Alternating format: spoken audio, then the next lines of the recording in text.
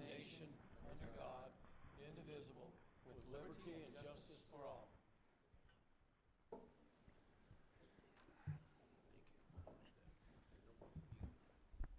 Thank you very much. I'm Cactus Cavello, co-chairman of the Wyoming Business Council, and I'd like to thank you all for being here today, and like to thank the Cheyenne community and Laramie County Community College for hosting this event. We really appreciate it. Obviously a wonderful venue. We appreciate the coffee right down the hallway. That's super. We love that. Little housekeeping. Board members, please speak directly into your microphone and keep cell phones away from the mics because they do interfere. This meeting is being live streamed on GoToWebinar and also on Facebook Live, so be aware that that's going on, and welcome all you folks out there. Side conversations, if they're going to be lengthy and noisy, please take them outside the room. That being said, I'd ask that all the members introduce themselves. So, Jerry, we'd start with you, sir. Good afternoon, Mr. Co-Chair, members of the board. Jerry Bland from Jackson Hole. Aaron Sopko, Sheridan. Good afternoon, everyone. Mike Sullivan from here in Cheyenne. Kim DeVore, Casper. I'm Sean Reese with the Business Council here in Cheyenne. I'm Cactus Cavello from Torrington. Good afternoon. Kelly Lockhart from Jackson. Hi, Megan Getz from Laramie. Jay Anderson from Lyman, Mars. Mr. Chair, I spent the last few days in Colorado, and I was having a brain freeze. And you're not from BYU anymore either, Jay. Well, I don't know how that got in. Jay Anderson from Lyman. All right. Mike Wandler, Gillette. Ron Harvey, Worland. Mike Easley, Sundance. And Ron Kenzie, Sheridan. Thank you all very much. We have one set of minutes to approve today from our September 14th meeting in Alpine. Find them in your board packet. So moved. We have a motion. Do I hear a second? Second. We have a motion and a second. Any discussion? Discussion. All those in favor, please signify by saying aye. Aye. Opposed, nay. Motion carries. Thank you very much. We don't have anybody to acknowledge. Okay. Today's meeting is an opportunity for our board to interface with the full staff and go through our various advisory committees, and that's something that we're very proud of and has really come a long ways. And so at this point, I'd like to turn the meeting over to our CEO, Mr. Reese. Thank you, Mr. Co-Chairman, members of the board. Good afternoon, and welcome to Cheyenne. So this is an exciting time in economic development, and this board is front and center of increasing Wyoming's prosperity. Over the next 2 days, there's going to be some significant decisions that you will make in terms of recommendations to the State Loan and Investment Board. Tomorrow we will discuss 2 large projects that have local, regional, and statewide impact. They involve significant amounts of public dollars, but they also create significant public return. One involves recruitment of a corporate headquarters manufacturing operation. One involves a new company, and both leverage investments that the Business Council has made in those communities over the years, as well as investments made by community colleges, the communities themselves, other businesses in which we're working to develop a critical mass of employees in particular sectors. Those projects are indicative of the importance of the Business Ready Community Program. But as I go around the state and meet with different businesses, communities, community colleges, some of my points that I try to make in all of those meetings is that economic development is about a lot more than business-ready community grants. It's a lot more than business recruitment. The challenge and opportunity with economic development is bringing together workforce, education, economic development for purposes of entrepreneurial development, business expansion, and certainly recruitment. But we can't overlook the breadth of the activities that we do. We cannot minimize the importance of expanding our base sectors, our existing businesses, and working to grow more startups. So today we will be walking through a number of those initiatives that we have along those lines and according to our strategic plan. It is really what you're getting is some snapshots and a limited selection of those activities that the Business Council and our partners are working on. There is a lot more that we would like to share with you if we had more time. There are many more partners that we would like to introduce you to so that you can learn what they're doing and offering your input. We have some of those partners here in the audience today: Manufacturing Works, Small Business Development Center, Small Business Administration, and others. And we're very happy to increasingly be working hand in glove with our partners, and in particular, I'd say workforce. The link between economic development and workforce development is something that I've made a priority of mine over the past year, and I see a lot of exciting things happening on the horizon. So you'll get a snapshot of the initiatives that we're working on. We're not going to give you a rundown of all of the other programs that the staff has been working on, but I would say that you have a top-notch premier staff at the Wyoming Business Council, and I'm very appreciative to work with the team that I've got. The meeting, for example, is being broadcast on Facebook Live, and Business Council have pioneered this. This is a whole new level of transparency and public engagement that has caught the attention of many throughout the state. The legislature is looking to see, how does the Business Council do this? We're providing the same level of services for the Endow Executive Council. That's a huge success that we've implemented this year. You won't get reports on some of the administrative accomplishments that we've made this year, but we have implemented new systems on our contracting, which it's now paperless systems in which we engage with contracts, grant agreements, electronic signatures.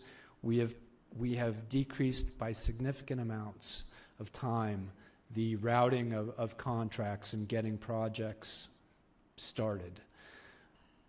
Many other administrative accomplishments that, again, we don't want to necessarily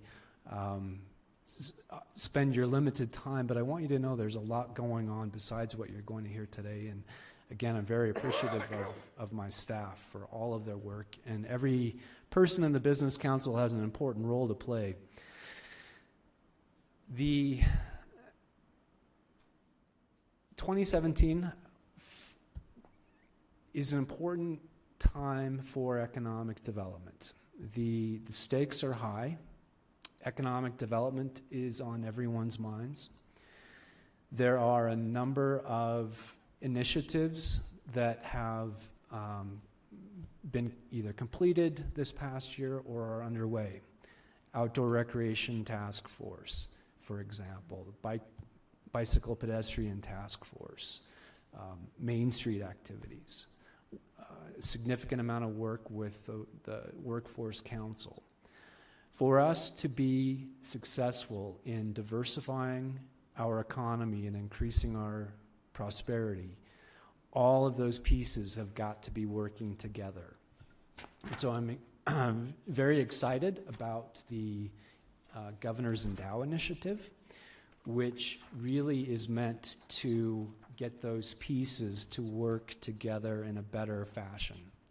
Not that the individual pieces aren't functioning well, but the return to the public and the performance in terms of diversification is going to be much greater if education, workforce, economic development, state, regional, local are all working in tandem. And so I see a lot of great opportunities coming out of the Endow Executive Council along those lines. We're also not waiting for the 20-year plan. We've started working on our own improved coordination of all of those pieces. And I think that you'll get a sense of that today. The governor's recommendations for the Endow Executive Council in his budget, he's asking for a $37 million placeholder of funding for those initiatives that some will be discussed next week, but many others will come up in the coming months before the Endow Executive Council develops its 20-year strategic plan by August of next year. That $37 million is not to create a new office. It's not to necessarily create any new staffing positions. It will be used by various agencies for initiatives that are identified by that executive council. And again, I believe that economic development and the work of the business council is key to a number of those initiatives that are in discussion right now. This is going to be a good thing for the state of Wyoming, and the opportunities are exciting, but we're not waiting. We're moving forward with a number of things right now, and I think that the work that the advisory committees have done, the input that we get from the board of directors, is directly is influencing the direction that the executive council is taking. And so I appreciate that. I appreciate having a strong board. I appreciate having a board that's engaged, knowing what we're working on, offering input, offering suggestions, offering guidance. I appreciate having a board that is not shy to reach out to communities and legislators to explain what's going on. I think that this is one of the strongest boards that we've had, and I think we're making some great progress. And I'm excited, Mr. Co-Chairman, to share with you, the public, over the next few days, some of these great things that are happening. Thank you, CEO Reese. We appreciate that. Well, I guess we'll move right on into the advisory committees, and we will let you know that at the end of the reports, we will ask for comments and so forth from the public. So that will happen after the events. I guess we'll move right on into well, I guess I have a couple comments I'd like to say. First of all, I'd like to thank all the board members for taking additional time out of their schedules to get involved in these advisory committees, because obviously we have an excellent staff full of a lot of excellent people doing great work, but I think that they're greatly enhanced by all of your experience, and I appreciate you taking the time and the energy to add your time and experience to each one of these committees. So I guess we'll go first, Mr. Harvey, to you in community development. Thank you, Mr. Co-Chair Cavello. The Community Development Advisory Committee has 3 goals. Increase total property tax collection by 35%, increase total sales tax collection by 35%. And I'd like to note on that, it says increase, it does not say raise taxes, it says increase to bring more business to town. And also the third one is to rank in the top 5 for well-being. The committee, many of the staff joined us for a meeting on November 15th. The chairman was 10 minutes late. He was trying to find cell phone coverage. I think he dug out his tinfoil and whatever, but I finally got on, and I appreciate everybody's patience with that. So So now I'm going to turn it over to Kim and the rest of the staff for an update. Thank you. Thank you, Mr. Committee Chairman, Mr. Co-Chairman, members of the board. I have with me today Ron Goldberg, who's going to give part of the update, and then Linda Klink, our Main Street manager, will be giving you an update on Main Street. So the first thing we have,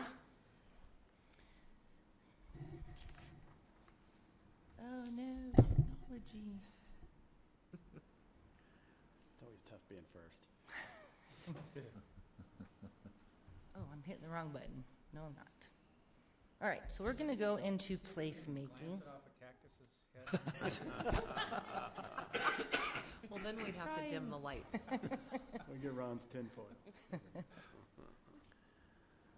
Well, the first thing we're going to go into is one of the initiatives we worked on this year is placemaking. Placemaking is a different way of looking at your public spaces in a community. It's not build it and they will come, but it is finding out from the community how they would like to use these spaces. It's a lighter, quicker, cheaper method of trying things, adapting, never done, but keeping the vibrancy in a community. And the whole goal is to get people to use these public spaces. Wyoming was awarded a grant from the National Main Street Center, and we brought in the Project for Public Spaces in May, and they hosted a seminar on placemaking. We had 24 communities participate, and on the screen we have just a few of the projects that were done this summer. These are all very cool. So the first one at the top is Laramie. This was a partnership between a vertical farming company called Plenty, where they put in a vertical farming wall in downtown Laramie. It was a partnership between the Laramie Main Street Alliance, the business owner, and Plenty. This has been really kind of cool because it has caught the attention of people. You see people taking selfies with this vertical wall. You see people snacking on the vertical wall. And at the end of the day, if the snacks aren't taken, the proceeds of the vegetables are going to the local soup kitchen. So this has been a great partnership funded through some grants through the Laramie Main Street Alliance. The next one is Rollins. This is super fun. This is a parklet where they took a couple of parking spaces from a downtown area and they built this parklet out of pallets. They have some fun furniture in there. All of this project was done using donations from the community and volunteers from the community. So very much a community engagement project. Guernsey's is a portable checkerboard.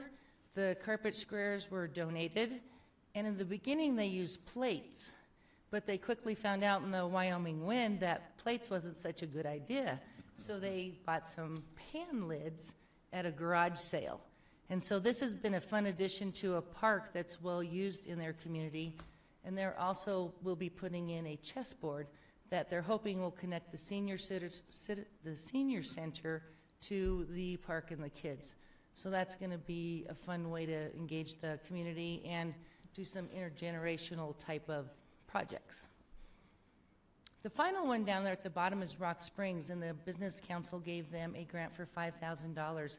This is a really pretty nice mural on one of their buildings, but in front of this building is a empty parking lot that has weeds and trash and just isn't usable at all. They are going to turn this into a mini golf course. So they have started work until the weather kind of shut them down. They have the park cleaned out and cleaned off.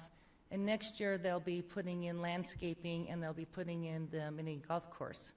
One of the cool things about this project is in the wintertime there's an empty building nearby, and they're hoping to utilize the empty building to move their mini golf course indoors. So it'll be a year-round type of thing. These are just a few of the projects that have happened over the summer. We haven't done any surveys or anything just because we got the grant in May, but I think we'll be getting some more exciting stories from placemaking. It's just a fun way to engage the community and add vibrancy to our communities. Chairman Harvey, before we move on, a couple of other thoughts. One, the Plenty, that company recently acquired Bright Agrotech, and I believe it was one of the largest venture capital investments in the agribusiness world. We were happy that because of a grant and loan provided to Laramie for a manufacturing facility for Bright Agrotech, we were able to maintain that business in Laramie through the acquisition, and we expect to see many more great things. In general, what I would say about placemaking is that there is this older model of economic development, which is build it and they will come. And I would say that's really a model from the 1980s, 90s, early 2000s. That model is being turned upside down. Now, instead of building a business park, recruiting companies, and letting that cycle go, it's about building quality of life that will attract and retain talent, which businesses will then flock to. In other words, instead of the older model where businesses would drive workforce, it's now having the workforce, the talent in place, which is attracting the businesses. And as you go to economic development conferences around the country, placemaking is a topic that comes up time and again. Thank you. Any comments before I move on, or questions? Cool. So the next thing that we have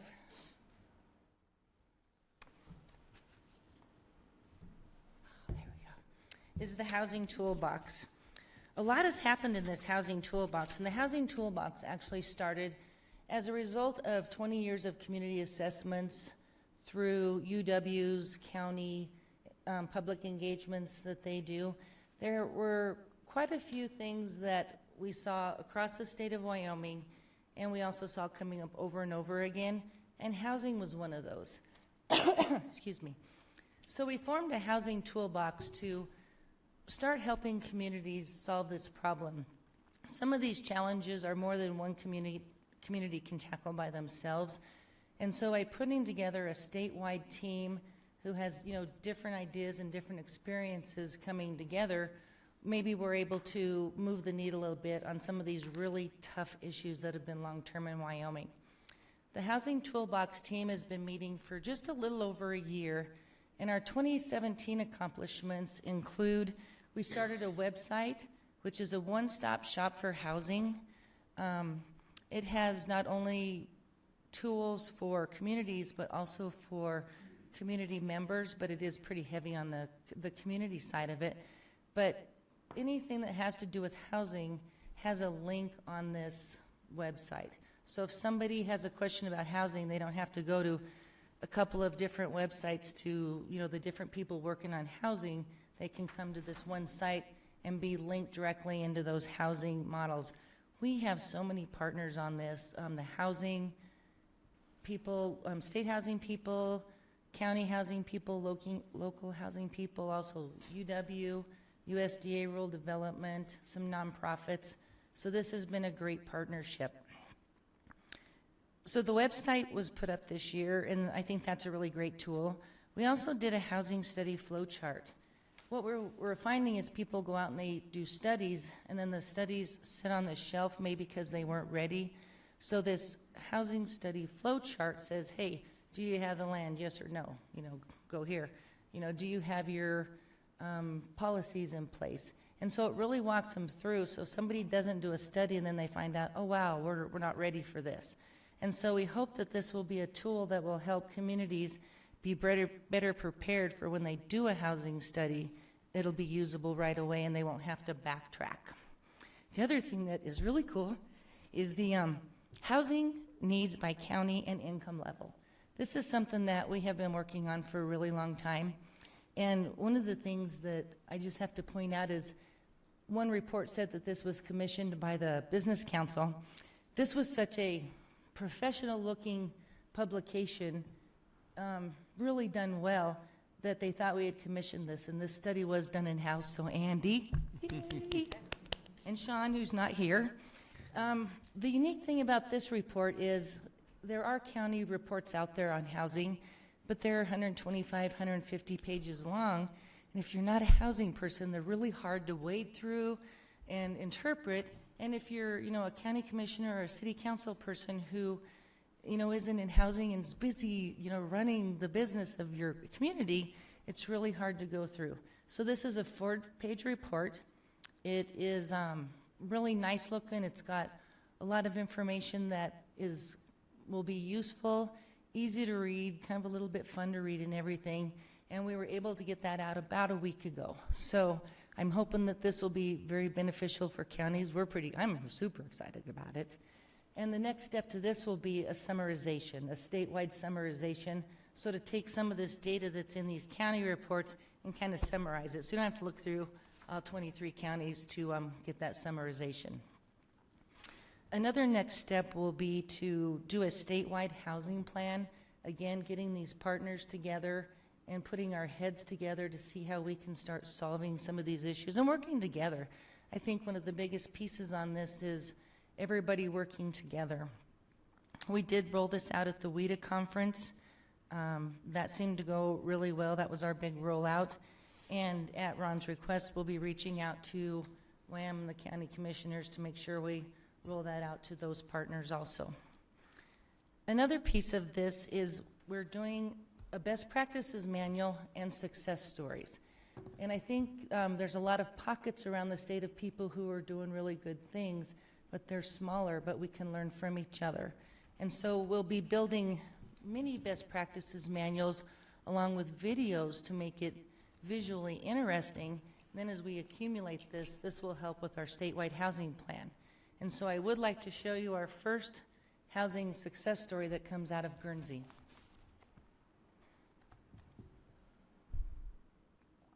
It's a matter of what you want your community to look like and having people in the community that want it to look like that too. Basically, you look at what you have, what you want, and how you put those two together to get there. We have a lot of natural things around us that are helpful, but you also need to build community with the people that are there. So that's why it's so important that we do the things that we do as far as community events, support each other in the activities that we put on. We did an improvement grant for our park, which also led to some improvements down along the river as far as walking path and lighted area. So we've added some amenities like there's an outdoor basketball court down there, there's the baseball field that's down there, playground down there. Land and Water Resources funded some of the sidewalks that we put in. Also then the large community picnic shelter, which is used extensively. And so that's become a nice complex. So there were several people in the community that thought that there was a need for some housing, and while you can't address all of your housing as a few individuals, there were 6 of us that approached the bank, asked if we could establish a line of credit with some collateral, which they agreed to, and then we used that to leverage first a 10-plex that we purchased on auction and then turned over to a contractor who then repaired it and put it back into service. So there's 10 units of apartments there that were in basically an abandoned building. We then went on to buy a lot and build a spec home, which we sold pretty much before it was done, which then gave us enough money to buy one more lot. And we put 2 homes on that by subdividing it. So we built 3 homes. All of them were 3-bedroom, 2-bath, and 2-car garages. One with a full basement, and one with a tri-level, and one was a crawl space. And it brought 3 families and put 3 families into homes that may not have been here before. So we did alleviate that piece of it. So we were, as a community, excited about working with the Business Council on the Housing Toolbox. They put together several groups during the course of the day. I think that the message was pretty much the same, and I think it's a good message for each of us to hear, but there's optimism, there's a can-do attitude, there's the idea that we will and we can work together, and I think there's a common vision about what we want our community to look like. And so this has helped us to refine that, define that, and also basically understand that it works because we all work together. Excellent. So we are beginning in talks with Jackson to learn some of their best practices, because if anybody knows about housing and challenges, it's going to be Jackson. We're also working with the Wyoming Family Home Ownership Program. They have a great program that they roll out in Laramie and Albany County and are starting to move statewide. So those are 2 that are planning plan to be upcoming. So do you have any questions on housing? Excellent. I'm going to turn this over now to Ron for travel stories. Thank you, Kim. Mr. Subcommittee or Committee Chairman Harvey. As a refresher, about a year and a half ago, Jackson startup company that creates audio mobile apps, walking and driving tours. They approached us. They're in a handful of states, and they approached us about working on kind of a community tour, loosely described, to Main Streets. And so we worked out a plan where we would attract 7 communities to this Y tour, we called it, this project. And we opened it up to Wyoming Main Street program members or non-members. And so the Thursday before Memorial Day this year, we launched the Y tour. And we had 4 Main Street program members and 3 non-members, communities around the state. So that launched, went through the summer, and then we really started working on marketing plans. And with the eclipse coming, especially a community like Torrington, right in the line of the eclipse, we worked with the company, and they provided customizable marketing materials, signage for the eclipse. We saw a big audience spike during the eclipse, especially the communities along the path or near it. And including up in Sheridan and Gillette, which weren't directly in the path, obviously, but they saw spikes too during that period. Coming into the fall, the community the company has continued to invest in itself. They updated the operating system. It's a really nice product. And so looking forward to 2018, as we come around to year 2, the Business Council for year 1 had provided matching funding to the communities. Everybody had a skin in the game. We are going to be talking to the communities. We have some performance reports in terms of just unique visitors or downloading the app. Didn't set the world on fire in terms of numbers. They were decent, but we were starting with a whole new baseline this year. But I can tell you there were some positive signs with average user session length. When people got on there, they were on there for 13 plus minutes, which is really good for a mobile app product. So we'll be looking at talking with the communities and with the company about alternative sources of funding, seeing how they can, we've had interest from 3 or 4 communities at least wanting to participate in year 2. And so we're working on that, how it's going to look.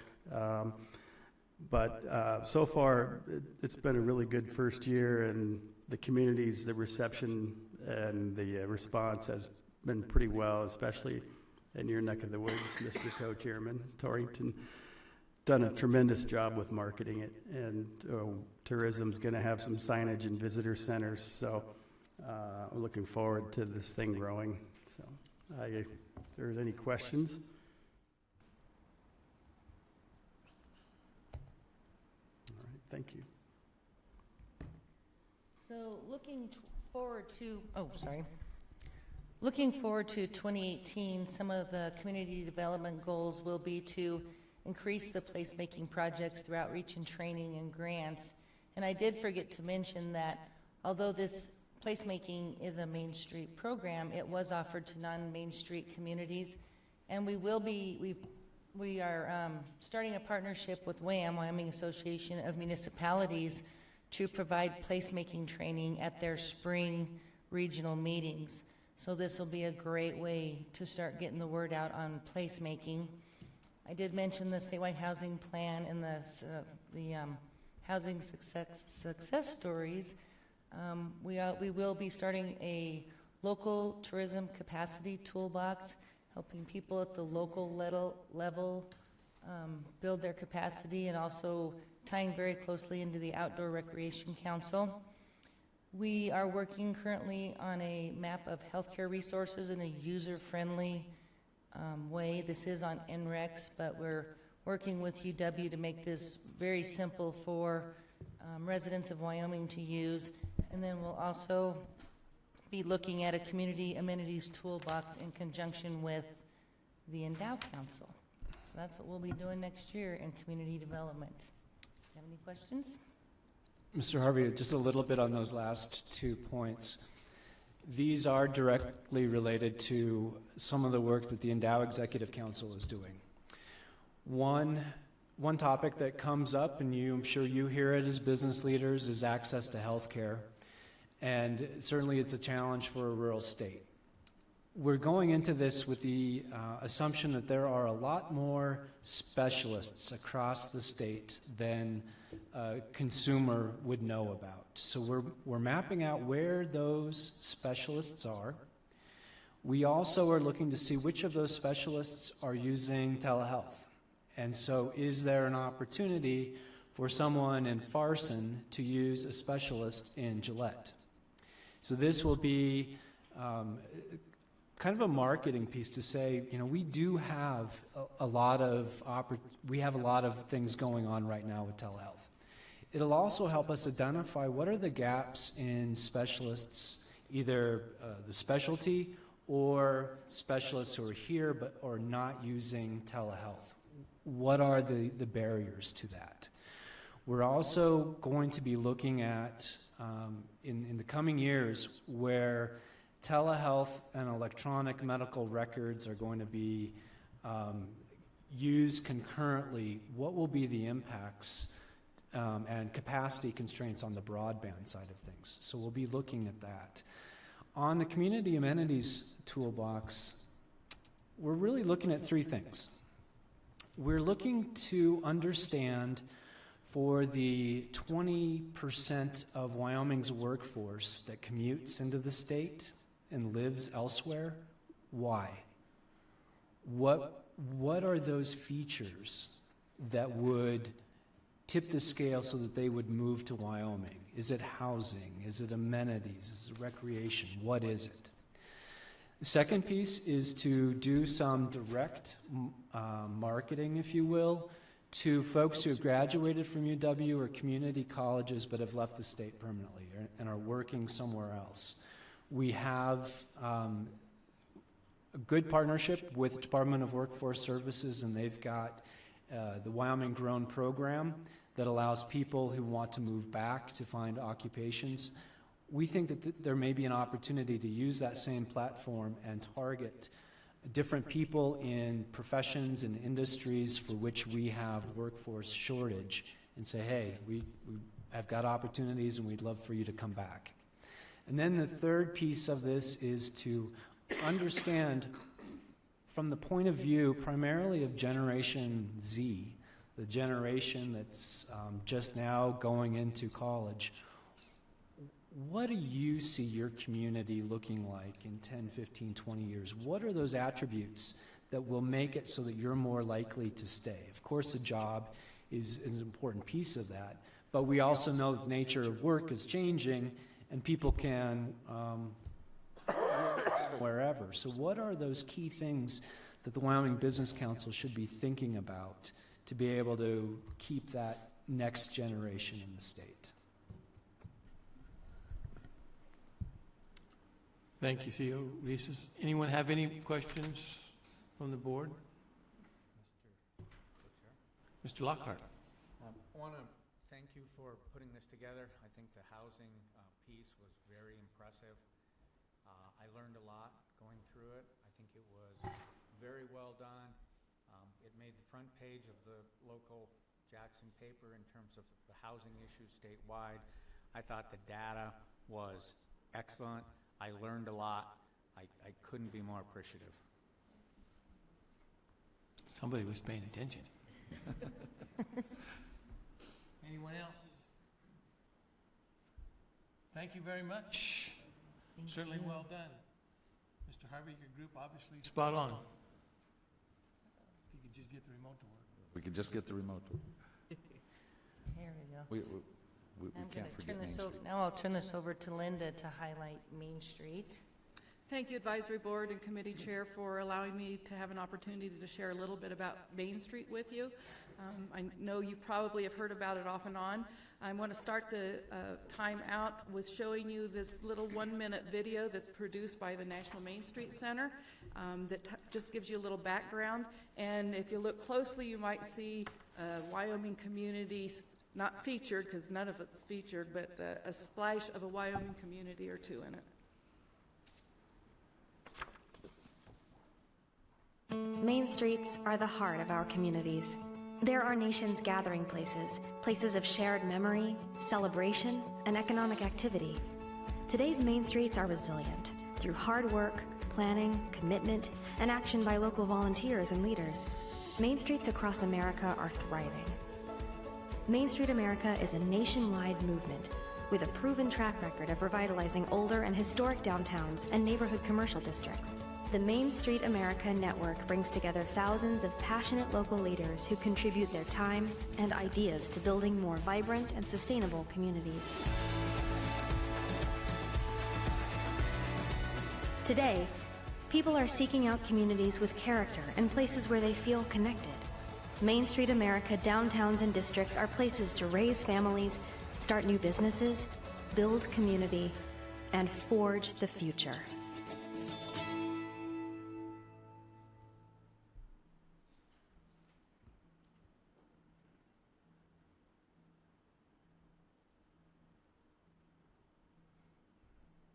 There we go.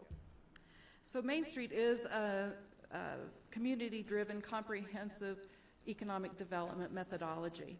It's based on 4 points, which are the organization, the economic vitality, the promotions, and the design. The National Main Street Center was started in 1985, so the program is over 32 years old, and there's more than 1,500 communities in the United States that are following this methodology program. Wyoming Main Street has been in existence since 2005, so it's a pretty young program. Also another part of the Main Street process or approach are transformation strategies. And a transformation strategy is a statement of economic direction that guides the revitalization process. So you go into a community and you get your community inputs and talk to stakeholders, partners, and general community members to learn about what they believe their community or their downtown needs to offer. And out of that process, transformation strategy is created, and that will drive what the program does and moves forward. One of the things that the Main Street program does, and all state Main Street programs are required to do, are to track statistics that are happening in the downtowns. While we don't take credit for all of the things that are happening downtown, we certainly are tracking them, and they provide a benchmark for improvements and how you can move forward. I have a handout for you that will share this year's reinvestment statistics. There were 33 net new jobs opened in Wyoming communities, the Main Street communities this year. There was over $13 million in building and infrastructure improvements. There were 228 net new jobs created. And the biggest thing I think about the Main Street program is it takes volunteers. It's not going to be successful if you don't get the community engaged and people participating. So last year we had over 28,000 volunteer hours. And we multiply that out, and that amounts to over almost $700,000 in volunteer hours that are being given in the Wyoming communities.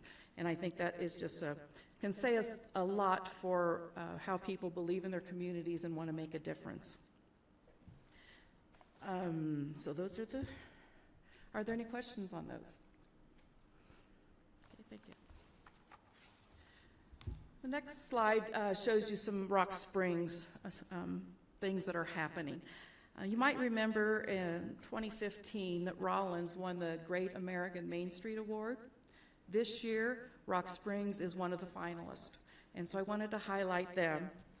They've been tracking their numbers and the cumulative totals for them. They've, over the last 7 years, had 265 projects with over $24 million invested. 216 of those projects were private projects, not public. They had 137 net new jobs, 45 new businesses, and over 25,000 volunteer hours. So those are great numbers, and that's what made them eligible to be considered for the Great American Main Street Award. But Main Street isn't a program that you accomplish it and it's over. It's ongoing. There's still a lot of work that needs to be done in Rock Springs, but again, they're being acknowledged for what they've done. Linda, just let me interject quickly. Imagine that 2 Wyoming Main Streets are either a winner or a finalist for a national Main Street event. I think that's just, it's remarkable. It's so remarkable that we have the National Main Street Association and other communities looking at Wyoming saying, hey, we want to learn more about what you're doing. And it's a testament to the communities and the program itself. The slides here are just the farmers market, a historic preservation project, and the other activities, but I wanted to show the Downtown Dan because part of what you do as a Main Street program is you have to help your downtown businesses be successful and grow, because if they aren't growing and making a profit, they aren't able to invest in their buildings, and that goes back to the historic preservation. You can't afford to preserve your building if you're not making money. So this Downtown Dan thing was one of Chad Banks' business incentives in getting people downtown, so I just wanted to share that with you. Any questions? Okay. This next slide is of Sheridan. I'm sure you'll recognize it. One goal of the Main Street programs is to increase density in the downtowns by utilizing upper floors. Sheridan has been very successful at this, and we have many other Main Street communities envious of what they're doing. So Wyoming Main Street hosted a building code workshop for building officials in Sheridan this last fall. We brought, I think we had 6 or 8 communities represented, and they were building code officials and fire marshals all came together to learn what Sheridan's doing so they can take it back to their communities and start building density in their downtowns. We had real good response on their surveys, real happy about it. Kevin Bear and Lane Thompson were just great in showing us. And what the big takeaway that most people attending got was that the building officials are to be a resource, not a regulator. So you do whatever you can to help people make things happen rather than stop them from doing it, because that's what it said. So it was a great, great workshop. And there's just some housing that's in the downtown, and I believe that's the Montgomery building that has just recently been redone. I got to do a hard hat tour of that. I haven't seen it since it's been done, but any questions? Okay. This picture is Laramie.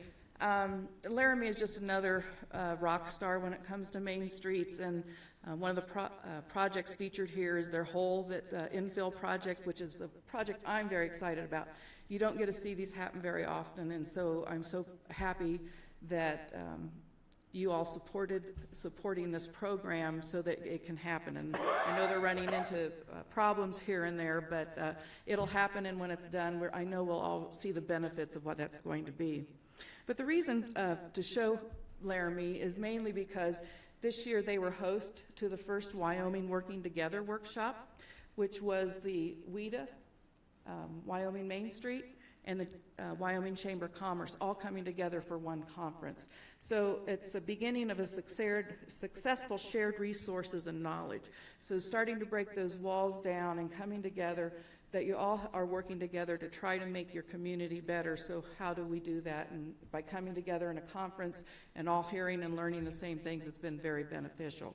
Next year, we hope to add the workforce development component to it in order to continue to grow and breaking down walls. And we came up with the Wyoming Working Together.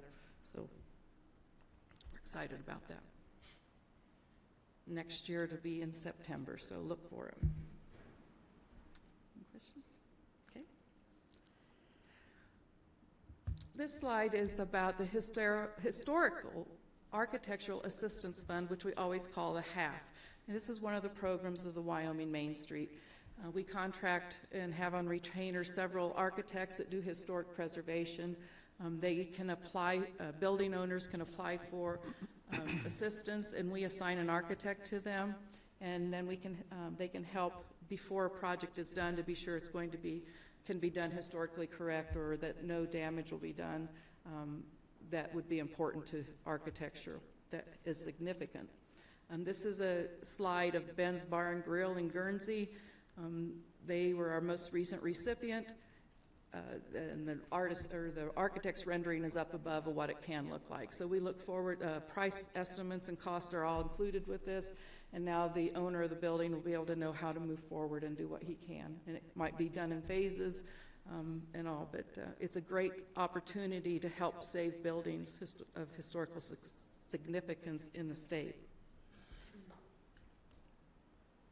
Also, that fund has been used to help assess a second-story building for living quarters. So it doesn't have to just be the physical front of it, the facade. It can also do those interior type things. Okay. And that's all I have to share with you today. I'm just, again, it's a proven economic development tool for downtowns. It's been going on for over 35 years. It utilizes transformation strategies and the 4-point approach to accomplish a community's unique needs for downtown development. So, thank you. Okay. Well, thank you, everyone, for your report, and I guess I would like you to go back and thank all of your staff, that because it's not just these three, it's many, many more that put a lot of time, and a lot of community staff that do this, and we appreciate it. And I'd also like to thank the committee members that participated in this, and Mr. Cavello, I will turn it back over to you. Thank you. Thank you, Chairman Harvey. This time we'll move on to Industrial Development Committee and Chairman Anderson. Thank you, Mr. Co-Chair. And I hope I don't have another senior moment. Lyman. That just tells you how maladroit I am. Thank you, Mr. Cactus.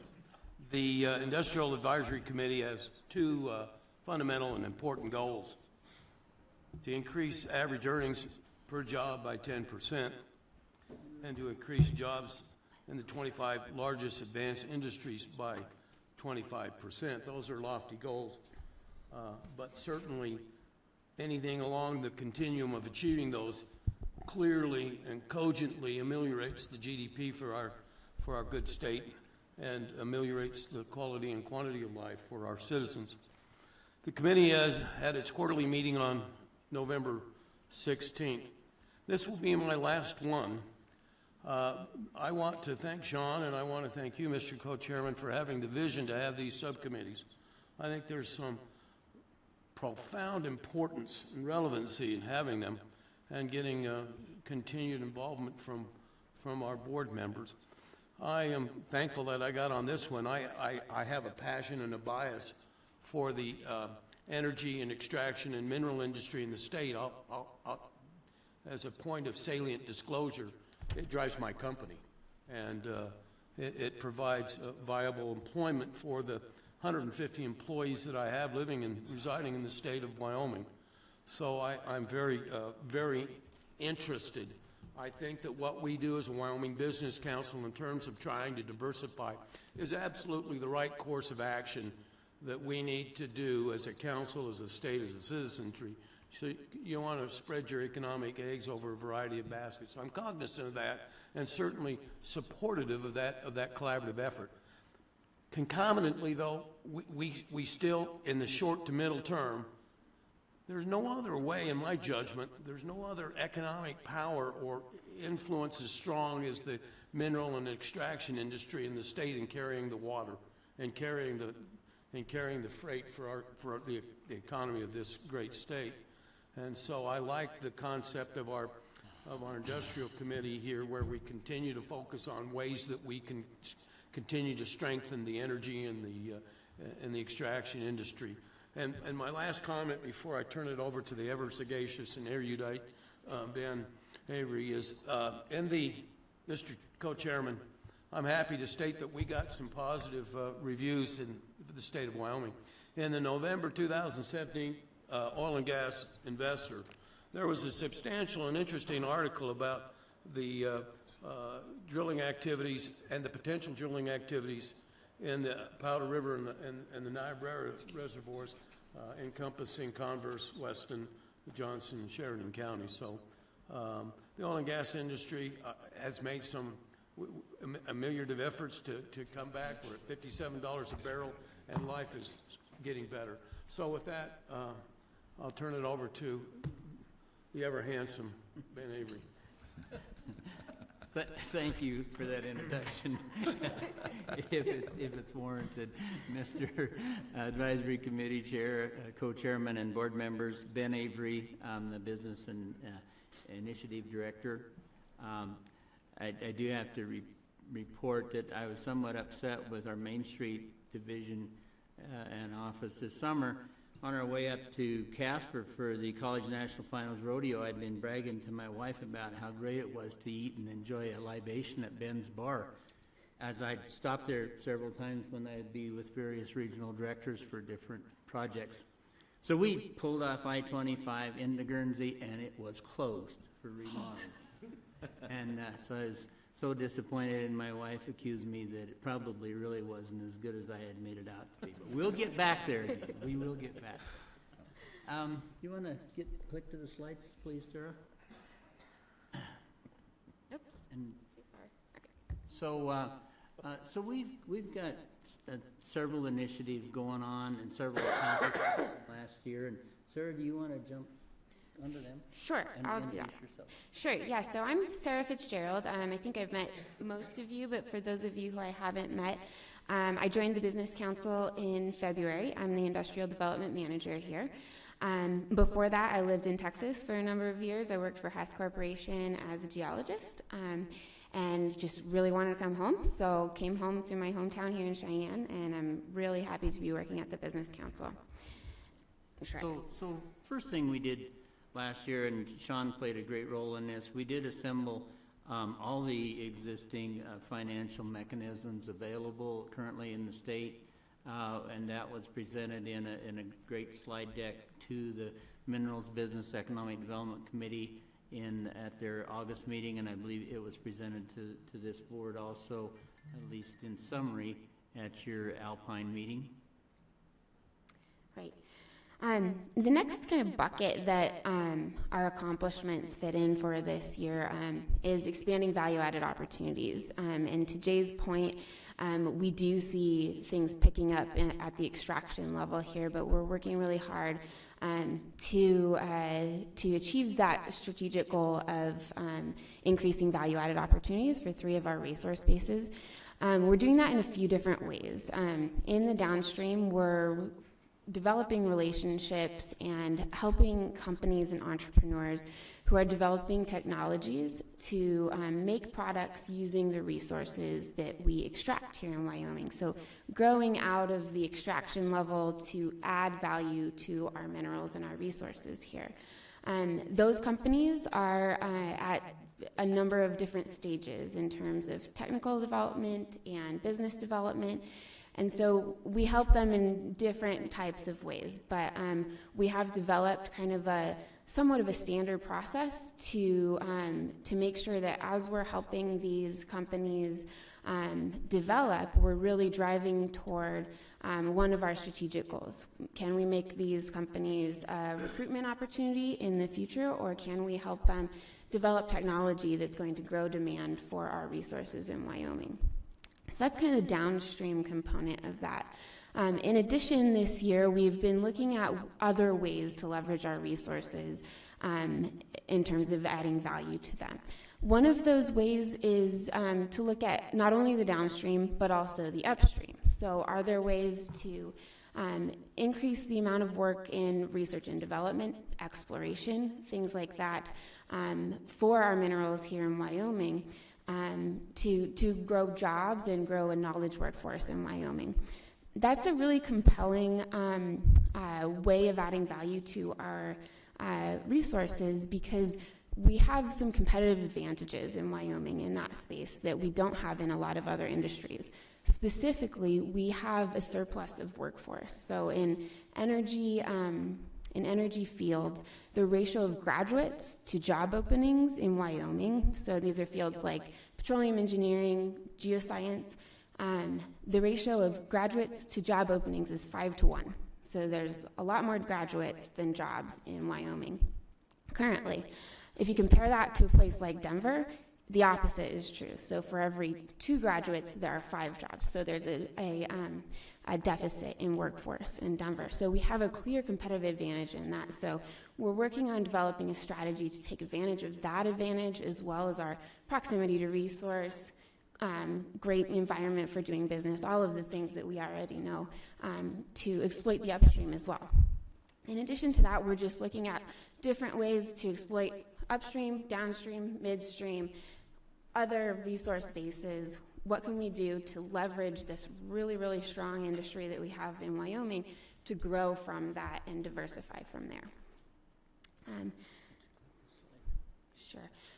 So the next kind of thing that we've been really working on in 2017 is Endow. We've been working collaboratively with them to develop a holistic strategy for diversification. A lot of that work has been on business development and innovation zones. Business development and innovation zones are, they're defined by the Endow statute as geographic areas, so they're bound by lines, geographic areas that are meant to encourage, investment by reducing regulatory barriers and increasing investment in infrastructure investments in these areas. And so a lot of the work that we've been doing has been focused around those. The first kind of step that we took in that direction was to engage communities around the state. We did that through something called the regional assessment, and we got just outstanding participation in that regional assessment. 97 of the 99 municipalities participated in that regional assessment, so a lot of involvement. It started a conversation about economic development, economic diversification. Why are we doing this? What's the next step? And so that was a great first step. Since then, we've continued that dialogue with local stakeholders, with the members of WAM, the county commissioners, WEDA, and a lot of other stakeholders across the state. And that effort is really showing to be really fruitful. We're getting a lot of collaboration from these stakeholders, and they're contributing to our ideas for next steps and strategy. And we're getting buy-in from them, which is crucial, and I think it's really valuable as we go forward in implementing business development and innovation zones, as well as the next generation sector strategies that I think you'll hear about later. The next thing that we did was we established and communicated a socioeconomic baseline. This comprised the August 2017 Endow report. So it was a comprehensive data set, a socioeconomic assessment, where we split out our economy into 15 different economic sectors and compiled the data for each of those. And that included asset maps, it included contributions to GDP, employment, and things like that. The conclusions that we made from that assessment set the stage for the next steps that the Endow Council is taking. We highlighted what industries had a lot of opportunity to grow, what industries were really heavy in, and how can we use those to take the next steps in terms of diversifying our economy. I think it's important to note, too, that in the work we did on the socioeconomic baseline, there was a lot of cross partnering with divisions at the Business Council. Kim Porter, who was sitting here just earlier, played a very instrumental role in helping put that together, as well as people in our marketing and research area, and Sarah and I. So it took help and collaboration from 3 different total divisions of the Business Council to get that body of work done. Oh, got one more thing on here. And the next thing that we've done, and finally, we developed a model for these business development and innovation zones. Cool. I'm having you do that. Can you change it to the next slide? Thanks. All right. So we developed this model for business development and innovation zones. And I paraphrase the definition that the statute supplied us with in the Endow statute. And that was kind of a broad definition. And the strategy that we've come up comprises 3 different zone types, and we think that it satisfies that definition, but it goes beyond that to be used as a tool for the Endow Council to achieve their goals, ultimately a diversified and sustainable economy by 2038. And it will be a great tool for achieving the Business Council's goals that are outlined in our strategic plan. So this is made up of 3 different zone types. The first are regional opportunity areas. These are the geographic manifestation of the next generation sector strategies, and I think Noel will be speaking a little bit about that later. But they're really places that are that house a new way of thinking about businesses and how government interacts with them. It places business and industry at the middle of the table and asks government and nonprofits and economic development organizations and education to serve the business and industry. So it's a different way of speaking, of thinking about that, and you'll hear more about that later. A couple important things about regional opportunity areas. They are, as we've proposed it, they are to be bound by real industry components. So whether that's labor shed, where does your labor come from, or whether that's a resource footprint, like maybe it could be the Powder River Basin, something like that. But they're defined by real industry components to make them just really work for the industry. The next type are industrial focus zones.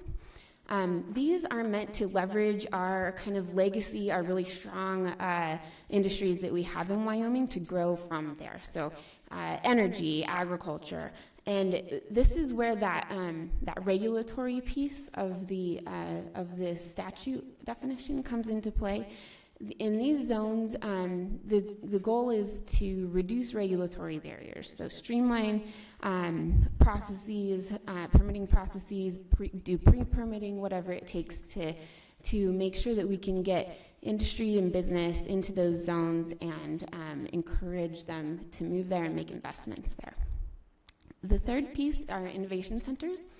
These are focused on growing new businesses, and they're meant to leverage not only what we have coming out of the University of Wyoming and our community colleges, but also out of other universities and out of entrepreneurs that aren't associated with an educational institution. And I can talk a lot more about that. I can say it in my sleep if you'd like me to talk about it later. We can get a lot further into that as well. With that, I'll turn it back over to Ben. So you're all aware that we do have in the state a large loan program. Business Council plays a role in that, and that the applications come simultaneously to the governor, to the state treasurer, and to the Business Council, and is our role to do the initial vetting of the applicant and the project, make a recommendation to this board, which is then, if recommended, goes to SLIB for their consideration. And upon approval from SLIB, then the state treasurer is charged with doing further due diligence and then processing the loan documents and proceeding to fund the loan. We have recommended 2, as you're aware, one for Atlas Carbon a year ago, September, I believe it was, and then was approved by SLIB October a year ago. And then, of course, Cody Labs, which we had initial approval and then a subsequent increase due to expansion of their project. The state treasurer, although they had received all the documentation from Atlas Carbon, I believe the end of February, that loan is still not closed.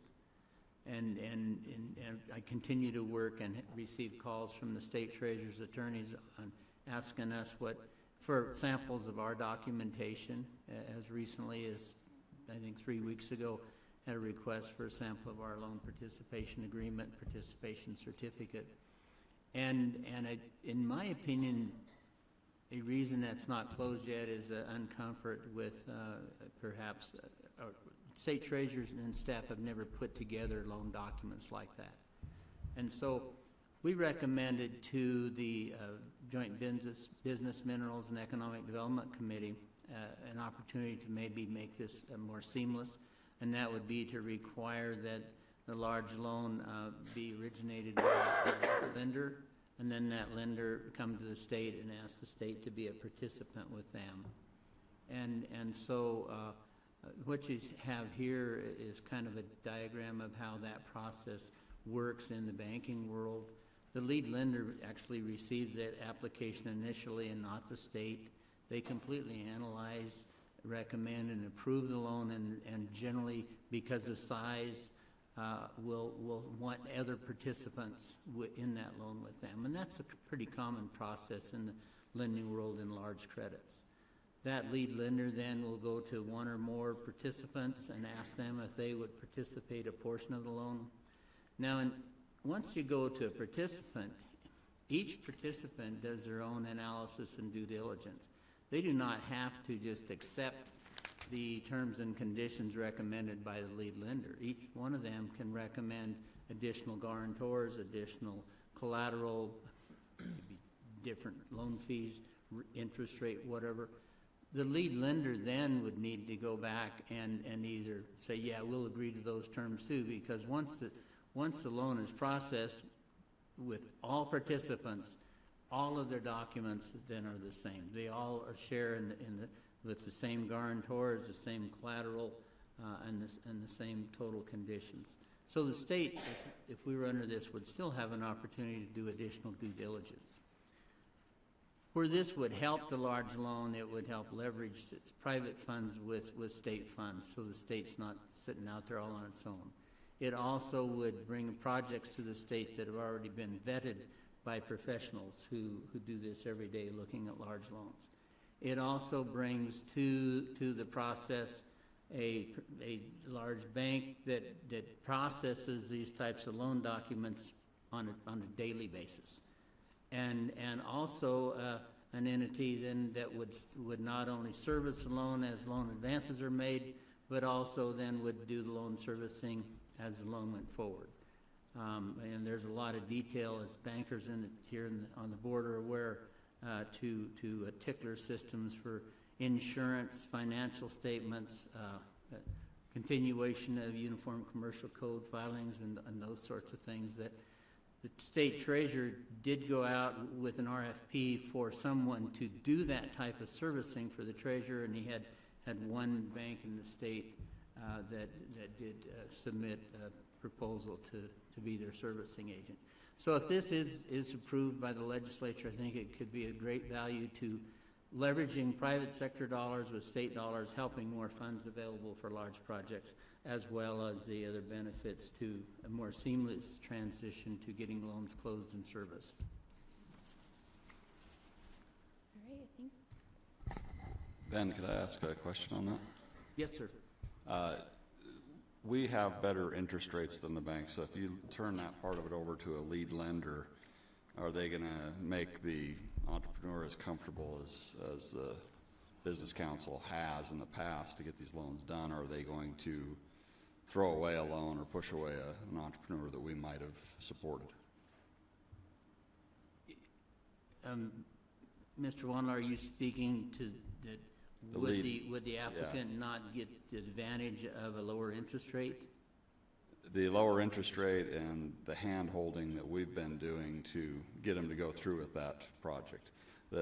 Some of these larger banks aren't, they're not as customer service oriented or as friendly as Wyoming is. I'm not sure that Present company excluded. Present company excluded. They know exactly what I'm talking about. Right. You weren't talking about Kim. No.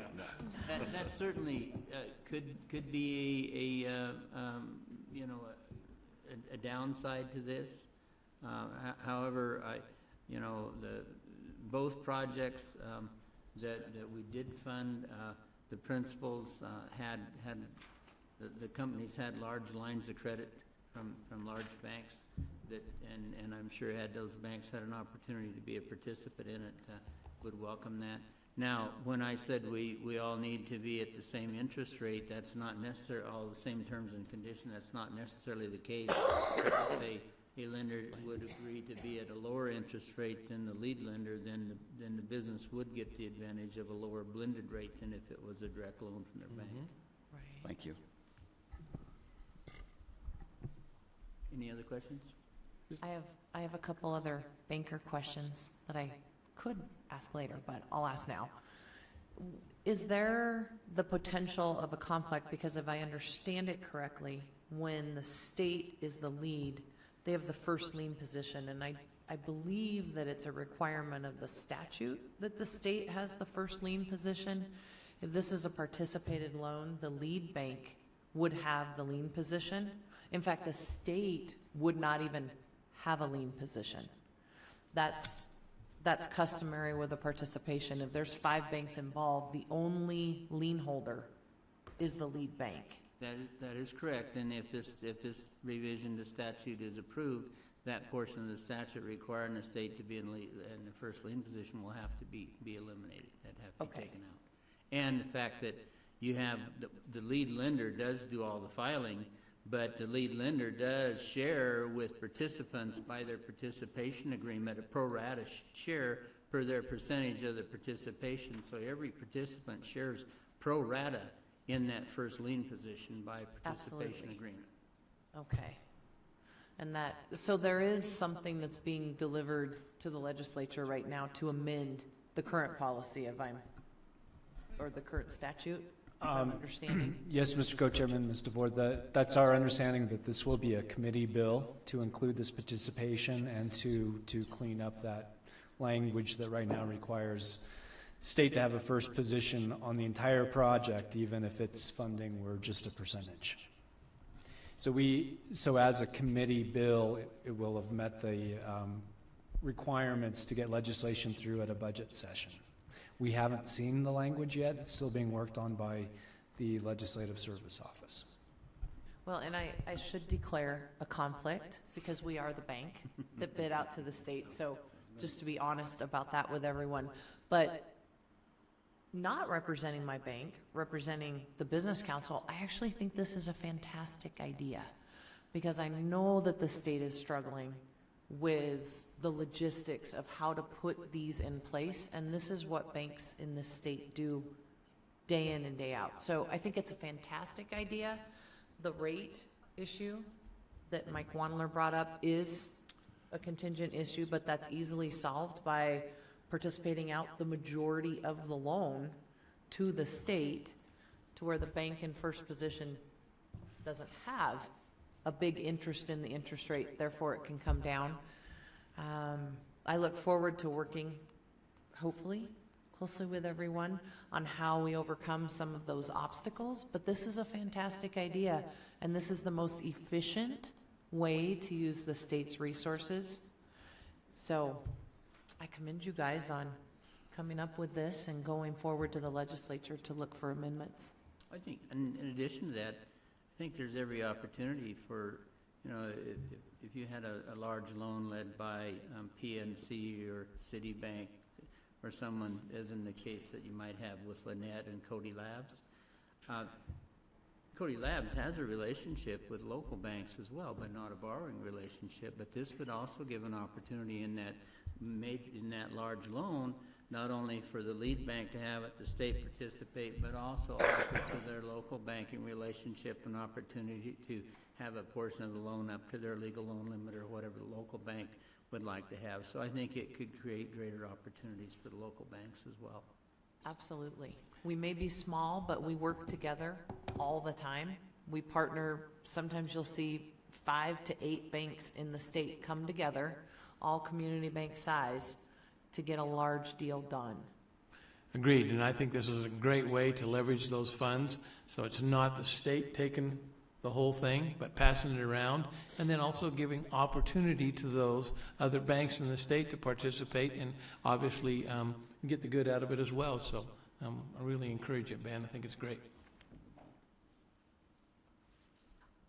Any other questions from any board members or comments on that? Yeah, just a question, maybe it's a banker question, I don't know, but on the cost of actually servicing the loan and all that, I mean, are those costs recovered through the interest rate? Or are they recovered through like specially applied fees that the lead lender has into the arrangement typically? Traditionally, the way you work a participation is, let's just give an example. Let's say we make a loan to Mike, and the loan terms say it's 5%, and then we go out and we sell half of it to Cactus, but we sell it to him at 4.75. So that's what we call our 4.80. retainage. Yeah, or 4. But that piece is our servicing retainage for servicing the note. And that's exactly what we do on our challenge loan program and have been doing for 15 years. The lead bank closes the loan at a rate, we buy it at 1% under that, and then the lead bank retains 0.5% for servicing. The other 0.5% that we collect, but is we use to pay our servicing agent. So the borrower ends up paying everything, always. Any other questions on that?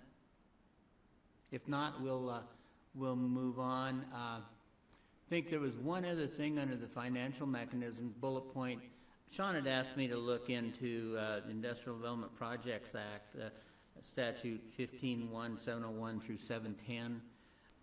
That act's been on the book. Its law's been on the book since 1965. And most states do not have the resources that Wyoming does, would not have the resources to put over a period of a couple years, aggregate of $50 million, like Wyoming did into the large loan program. And so what most states do is they have bonding authorities for local jurisdictions, cities, towns, or counties to actually bond to build facilities to lease to a company. If a project comes along under Endow that, and we certainly hope it would, that it becomes way beyond the ability of a bank and as well as maybe multiple banks to finance, a city, town, or county could do a bond issue to build a facility and to finance both plant and equipment and issue a bond to finance that.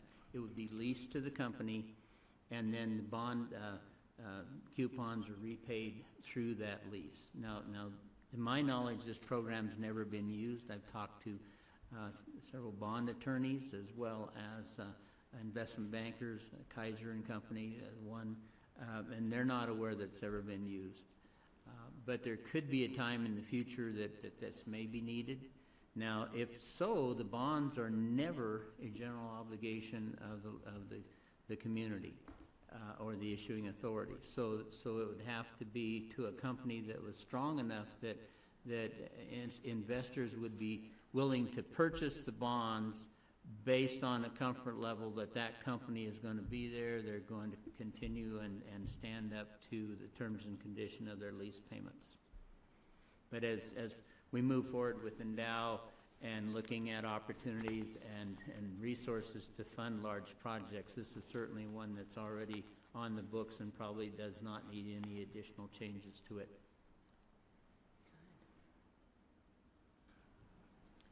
All right, so our other goals for 2018, in terms of business development and innovation zones, we've developed that notional strategy, notional framework, and in 2018 we plan to work together with the Endow Council to develop the details of that. What are the specific benefits of being in a business development and innovation zone of any of those three types? How will they be administered? Where's the funding going to come from? What funding do they need? What are the metrics for success, very importantly, and other important details as well. And we also hope to delineate our first zone or zones in 2018 as well. Ben, do you want to talk about the financial mechanisms? Oh, well, I already hit financial. Yeah, I think you already got to that. Okay, yeah, we had talked briefly on I think we already touched the financial mechanisms, and then you touched on energy diversification earlier. Yep. The other thing, I guess, the slide, part of the slide there, we are looking at all times and continue to look deeply into Alberta's economic diversification plan, what they've done over the last 30 years. Currently, and we've already, Josh and I have spent some time going through all of Alberta's financial mechanisms, a lot of which are some tax credits and whatnot, but we'll be working with Sean and in anticipation of him being prepared for next week's Endow meeting in case further discussion about those come up then. Yep, that's it. Any other questions? Well, thank you so very much. Well done. Well done. I'll now turn the meeting back over to our co-chair, Mr. Cabell. Thank you, Chairman Anderson. Ameliorate, sagacious. We are going to miss these vocabulary lessons. Salient.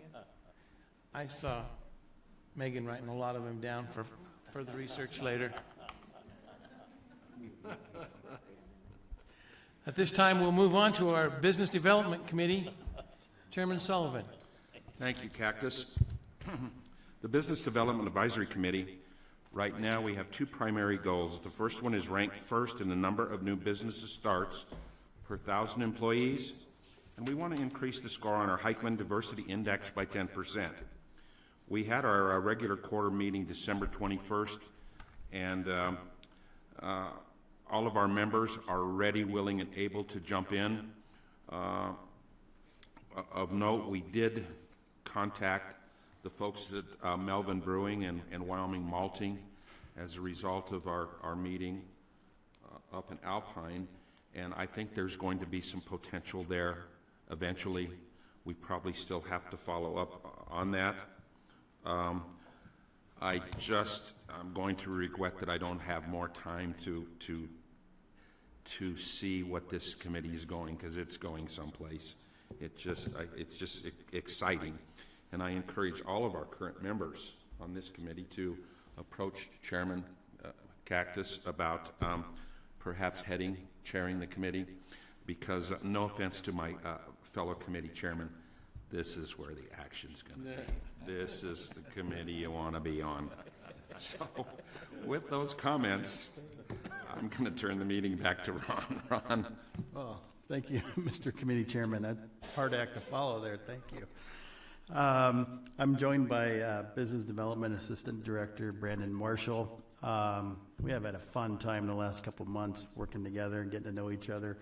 And we'll also be joined by Noel Reed and some workforce services people. And so a couple things on the agenda for this committee: recruitment and sector strategies, but sector strategies blends into the topic that follows here with workforce development. So we'll bring that on at the end. But real quick preface here, I think you see recruitment on the agenda and the topic, and you think business relocation and expansion into Wyoming, and that's what gets a lot of headlines.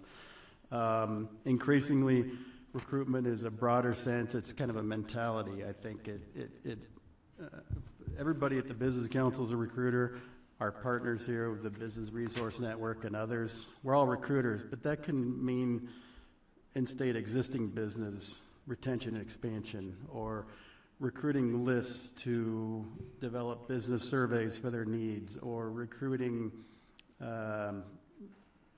participation into programs. So I just wanted to preface this, that recruitment is getting a broader sense or definition, and you've seen earlier, like Sean was talking about recruitment, but also with these strategies like sector strategies and what Sarah was talking about with business development, industrial zones. Recruitment really is a broad sense. So with that, I'll hand it over to Brandon to talk about more of the traditional recruitment, I guess you would say. What we've, and Mr.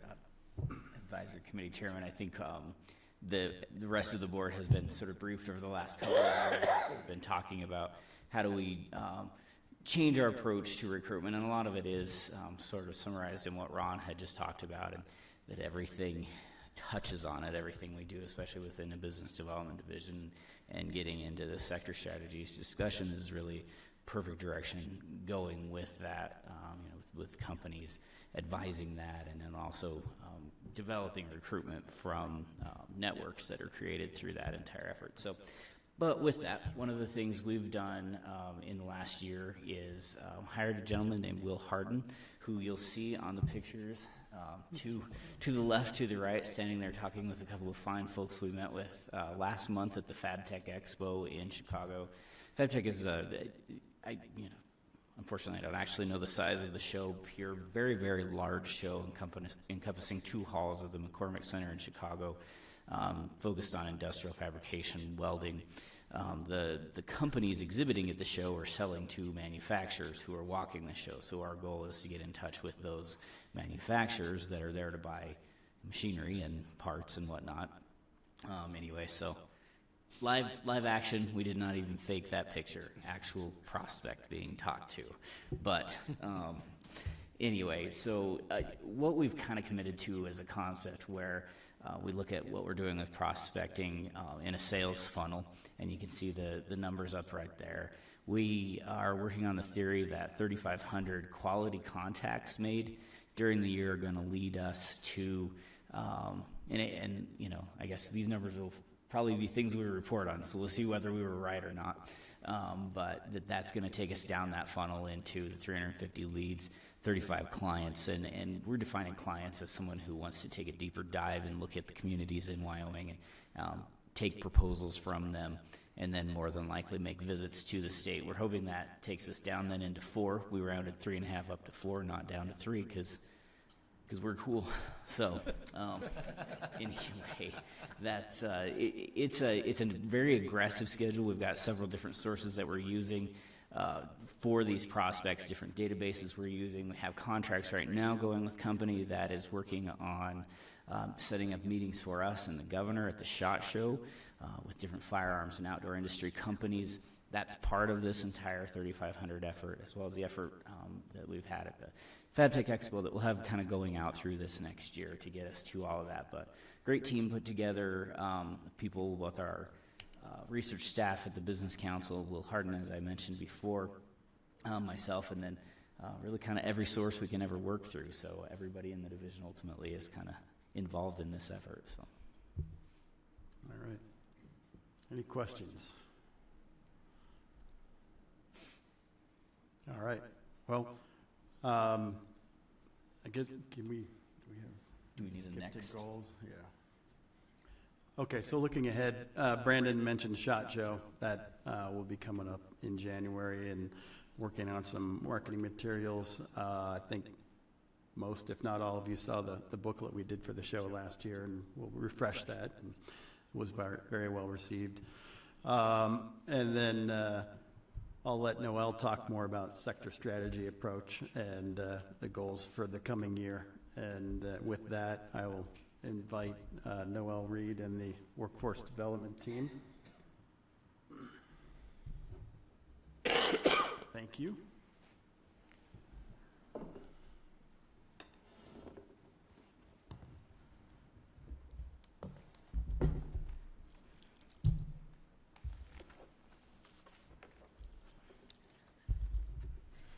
Good afternoon. Thank you.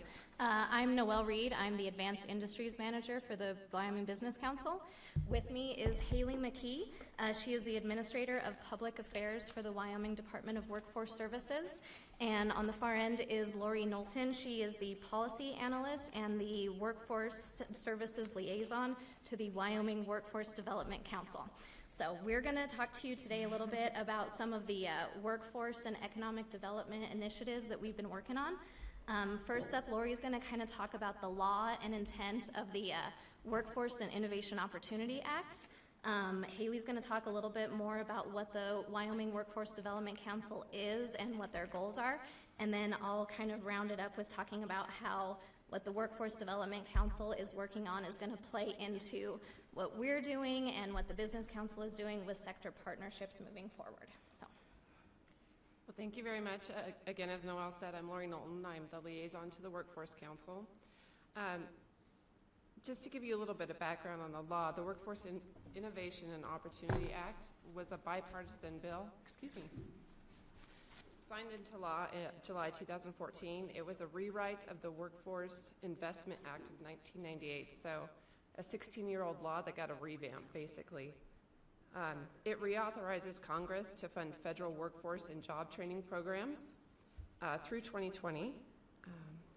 It does require core programs and partnerships across the state for those community service programs that are administered by the state and 9 times out of 10 federally funded. Some of those partners are programs to serve adults, dislocated workers, youth, the Adult Education Program and Family Literacy Act, Wagner-Pizer, which funds our Wyoming at Work system at the Department of Workforce Services, and then vocational rehabilitation. So we serve all of these target populations at the department and through the council. Other required partners, there are 18 under the new law, so I'm not going to run through all of those, but again, they're all federally funded. Excuse me. The intent of the law is to bring these programs together and start braiding the funding through all these funding streams, and to ensure that we are all partnering in the states so that we aren't duplicating the services. In a lot of cases, some of the core programs and other programs require that we serve the same populations, or they have the same intent for different populations, so really bringing those partners together. Other intent of the law is to improve the services to employers, so employers are definitely another target population. Require the states to strategically align the workforce development programs. Foster the regional collaboration, promote the alignment of the workforce development programs and the regional economics. So I think a theme that we're hearing today is that workforce and economic development really need to start coming together. I don't think historically that has happened. So the partnership that we're developing with the Wyoming Business Council and the Wyoming Workforce Development Council certainly meets the needs of this new law. And then to streamline and strengthen the strategic roles of the Workforce Development Board. And I'll allow Haley to give you a little bit more information on the board. Thank you so much for having us here today. Again, my name is Haley McKee. I'm the Administrator for Public Affairs at the Wyoming Department of Workforce Services. I'm going to talk a little bit about our Workforce Development Board. You kind of heard a whole host of things that board is charged with overseeing. They have a lot of federal requirements, but we get to do some fun stuff too. So that's what we're going to be here talking to you about today. Wyoming has one workforce board, which is different from many other states because of our rural population. We just have one that oversees the entire state. And that board is charged with regularly assessing Wyoming's workforce needs, advising the governor on setting performance standards, and also looking at priorities for the state.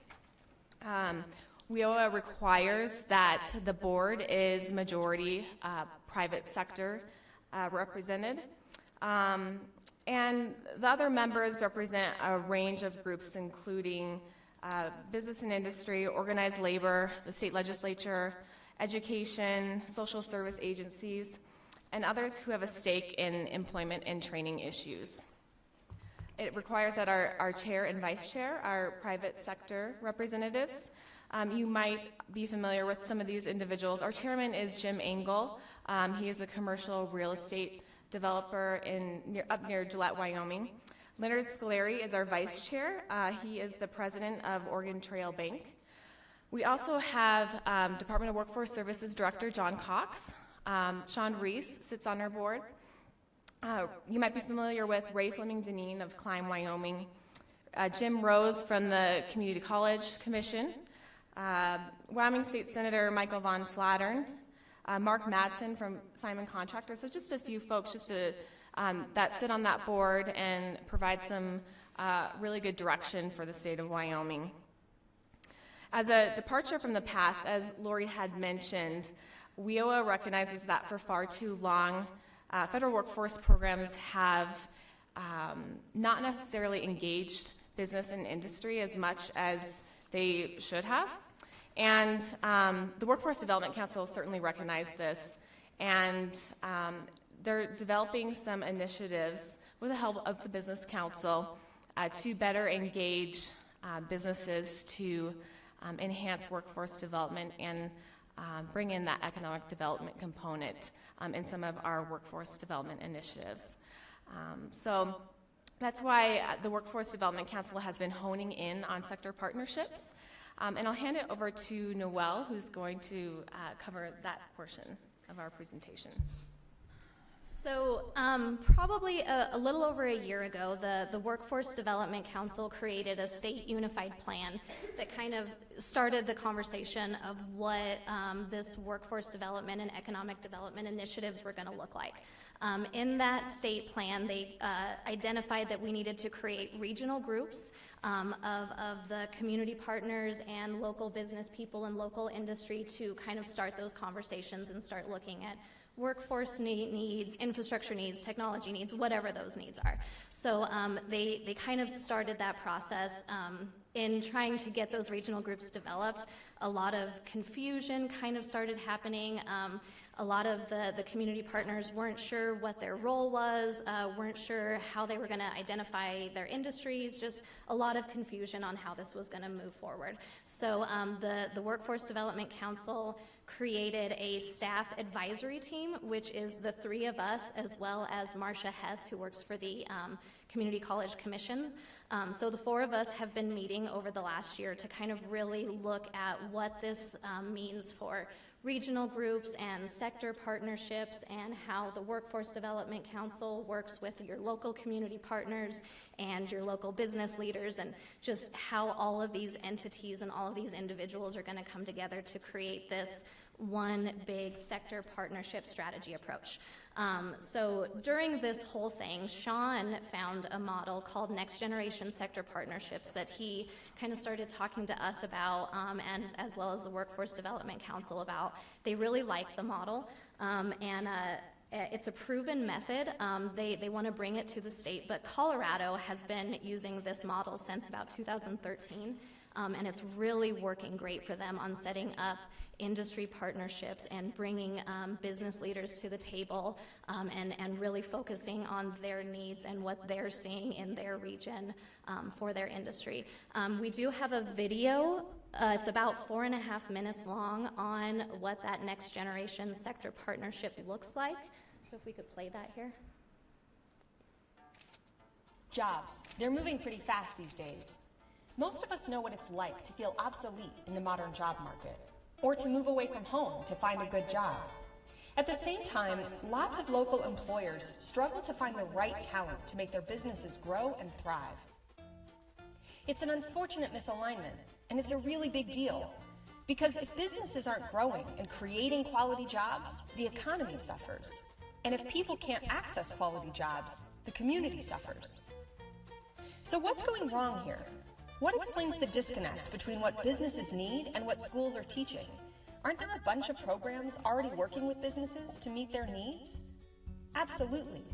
In fact, lots of groups are trying to solve this problem, except they're doing it on their own. Education, workforce development, and economic development organizations are all talking to businesses. They're running focus groups and holding advisory meetings. What happens is that some employers are over-solicited, asked to participate in lots of different meetings and boards, while others are ignored entirely. Business leaders get burned out, industry involvement is low, and survey samples are skewed. To make matters worse, conversations with business are often organized around narrow topics like, what are your entry-level training needs? The result is that we often miss out on the bigger opportunities and needs that are shaping the industry for tomorrow, which just so happen to be the topics that business leaders are most interested in talking about. So what if we were able to flip things around a little bit? What if instead of the public sector pushing their programs and services on businesses, what if we could mobilize a whole industry to team up and engage with public partners to pull what they need from us, building the talent and skills of our local workforce while growing businesses and strengthening the sector? It's called a Next Generation Sector Partnership, and it can transform your region's economy. Next-gen sector partnerships are different than traditional sector partnerships in 3 key ways. 1, industry is at the center. Instead of organizing conversations with businesses around programs or grants, business leaders define and champion their own agenda and stay invested as a result. Industry at the center means that literally only businesses are given a seat at the center table. Public partners sit around the outside of the room in listen-only mode. Does that mean they're passive? Not at all. It means they give the floor to industry to design their own agenda, and they're poised for collective action as a result. It also means that businesses personally champion priorities. This is important. Next-gen partnerships don't advance initiatives unless there are business champions committed to them. 2, they tackle more than just workforce needs. In any growing industry, workforce is likely to be a top priority. But other things matter too, like infrastructure needs, supply chain issues, or access to capital. Next-gen sector partnerships tackle all of the above. Anything business leaders agree is important is a priority of a next-gen partnership. 3, community support. Next-gen sector partnerships are a team effort. Education, workforce, and economic development partners work together to respond to industry needs. It's not about a special initiative or new program. It's a way of working better together. Next-gen sector partnerships work. Across the country, they're having a real impact. Metropolitan and rural areas have made timely changes to education programs at the right scale for the labor market. People are getting good jobs and keeping them. Meanwhile, businesses can hire the talent they need to grow, and they're generating new ideas, new markets, and new product lines because they're better connected with their peers. This boils down to stronger businesses and more people with better jobs. And that's what matters most in making our communities thrive. Is your region ready for something different? Visit nextgensectorpartnerships.com.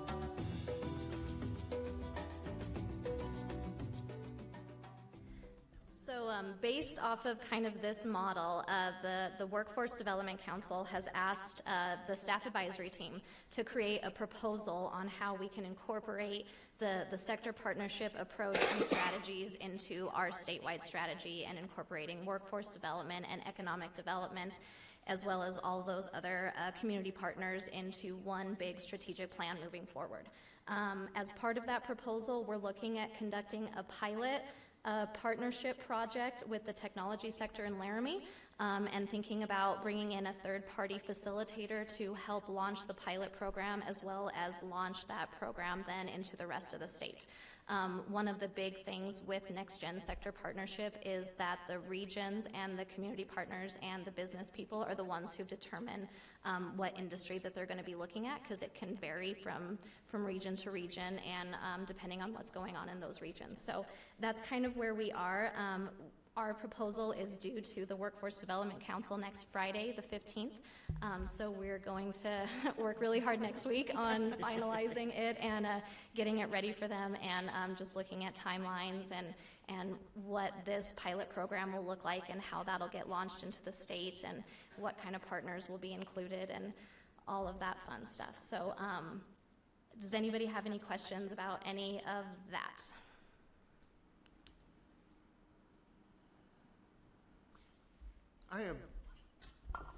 I have a question.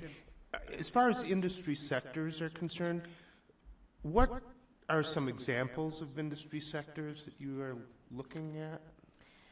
Well, when the Workforce Development Council first started getting incorporated and started meeting, they did identify 4 sectors.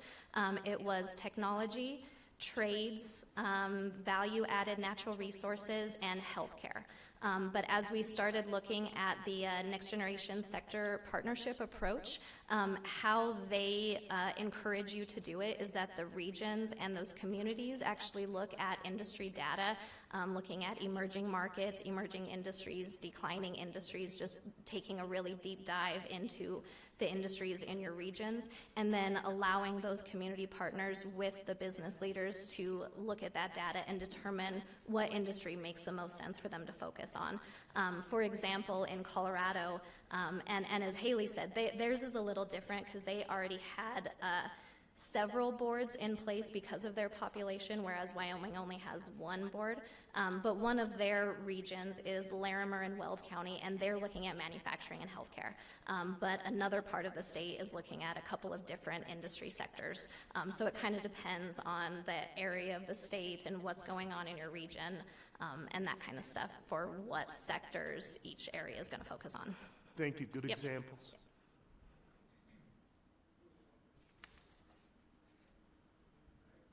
I'd say with the Endow Executive Council, that's one of the things that they're talking about too. So in the Business Council, we've got our targets. Workforce Development Council has got its targets. The community colleges have their targets. The local economic developers have their targets.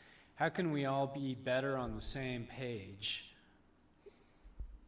in what we're applying our resources to, but also recognizing that there's going to be regional variations, there's regional opportunities, and doing a lot better job understanding the labor market data that comes out of workforce services. But beyond the labor market data, understanding from the business champions in those communities, here are the opportunities that we see.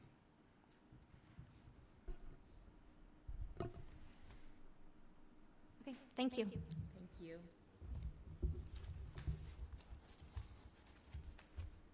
Now that we're all back from break, we'll reconvene. At this time, we'll turn the meeting over to Chairman Easley and the Market Development Committee. Okay, thank you, Mr. Co-Chairman. It's a pleasure to do the report, lead into the report for the Market Development Committee. We've had two goals this year. One is to increase Wyoming's exports by 50%, and the other is to double the foreign direct investment in Wyoming. We had our last meeting on November 17th, and at the risk of offending my esteemed colleague, Mr. Sullivan, and maybe impressing my other esteemed colleague, Mr. Anderson, I'd like to say that the efficacy of our committee and the excitement is probably the highest of all. Megan, you can fact check me on that if you want. It's pretty exciting though when you look at what we're doing, how it cuts across the Wyoming economy. It impacts the energy, it impacts manufacturing, and it also, there's a huge place at the table in what the marketing committee is doing as it relates to the ag industry. And there's some exciting things that are going on. Those of us that have been on those calls have learned a lot about what's going on. And it's really interesting when you think about one of the future goals for this next year is to really raise the level of awareness and expertise for Wyoming business folks so they can actually compete in global trade. I think that's pretty exciting when you take a look at what's happening in Wyoming and the opportunity for diversification. So without further ado, I'll turn the bulk of the comments and report on the marketing committee to Ron Goldberg and staff to follow up. So take it away, Ron. Thank you, Committee Chair. To my right, I have Brianna Tanaka. This is Brianna's first board meeting. She joined us a little less than a year ago, like Noelle. And quickly, just a quick story. I know you want to stay on track. Her father, John Tanaka, works for UW Extension. And my sports writing days kind of knew the rodeo crowd in Wyoming, but I went to the stock growers convention last week and the conservation districts. Didn't know a lot of people, so I'm not the sharpest tool in the shed, but it didn't take me long to figure out. When I introduce myself, I'd say, "Do you know John Tanaka?" And they'd say, "Or do you know Brianna Tanaka?" Okay, she knew John Tanaka. So anyway, good foot in the door with the Tanakas at the 3-day convention last week. So Brianna's going to talk about some programs that fall under market development, and I'll just let you take it away. Thank you. It's a pleasure to be here in front of everybody today and be able to discuss really the majority of what I do, which is market development. But I will say it's even more fun to watch people like Ron and Tom Johnson back there in the corner, hi, as they get exposed more to the agricultural world. I know that a couple months ago, Tom's going to kill me for saying this, but he came up to me and said, I just got back from a ranch, and like, do you know like how to milk things? And I was like, yeah, that's a real thing that happens in the agricultural community. So, the Don't get him very often, but yeah, no, I know he's going red right now. I'm sorry, Tom. I'm sorry. But it's been fun to watch the agricultural awareness increase, and a lot more conversations to begin around agriculture. Hear, hear. So, yes, absolutely. So as Ron mentioned, I am the Agriculture and International Trade Coordinator. So I run primarily 2 different programs. The first being the STEP program, which is our State Trade Expansion Program that we get the grant from the SBA on a federal level, and then the second being Grown in Wyoming. We're hoping that this works. Oh. Okay, so just going over a little bit, I just want to briefly touch on the importance of exporting to Wyoming's marketing. We have considerable opportunity when it comes to exporting. It's something that I think we have really had a focus on in the past few years, but haven't really known how to move forward with. And that's really what this past year was about. We had the STEP grant this past year, and we got to get in front of a lot of different companies. And I think one of the biggest things that we learned was that there needed to be kind of this educational piece, and we need to start building a pipeline of different companies that could export someday or wanted to export someday, and provide them with the resources that they may need. So we have, this year, we were awarded $221,000, which is an increase from last year, and we really want to focus on creating a customized experience. I know that Sean mentioned earlier kind of this mentality of we will build it and they will come. And we kind of had the same revelation about that, that there are certain things that need to be changed about that mentality. And so instead of building the program out and then running around the state trying to find different companies that might be interested in it, we decided let's take advantage of the fact that we're such a small state and the fact that we can customize it per program and per company. And so instead, we are going out and finding the companies that are either interested in exporting this year or in the coming years, and really creating more of a customized program for them. So I was getting too loud, I'm sorry. So we have 2 different buckets. We have 2 different buckets that we're really focusing on. The first is new to export, and the second is mature exporters. What we're focused on doing is, for the new exporters, really focusing on education and market research. And then the mature exporters focusing on increased sales and expanding different markets. We'll be able to do this through a basic exporting workshop. We're going to be working with the Gold Key to do market research reports that are able to let the companies see how their product would do in a very specific market. We will be doing trade shows, as Brandon mentioned earlier, as well as 2 trade missions at the end of the year. All of these things will be customized by the companies themselves. They're going to tell us what they need, what they want. We will be working with them on different assessments, putting them in front of consultants, and all for the hope of getting some market development going for these companies, whether that's to penetrate new markets or expand the current markets that they have. Do you have any questions about that was a very simple and summary explanation. I could talk about it all day. So if you have any questions right now, otherwise we can move on to Grown in Wyoming. Megan, hi. Hi, I just wanted to point out that I'm sure Tom Johnson's taking a very liking interest to the exporting of the milk can. Yes. Do you feel good about it? Okay. And I'd like to add, just to clarify, that's moonshine. That's not what they actually milk into. All right, so we'll move on. I'm sorry, Tom. We'll move on to Grown in Wyoming. Grown in Wyoming is a program that we launched just a month and a half ago. It's our state-branded agricultural program across the state. We're really looking at it from a three-prong approach, I would say. We want consumers to be eating more. We want them to have have Wyoming products in their fridges. We want them to be able to see it on the menus, and we want them to be able to see it in grocery stores. So we're working with producers to get in the program and actively working with them, saying, where do you market currently? Where do you want to market? And how can we get you a better market?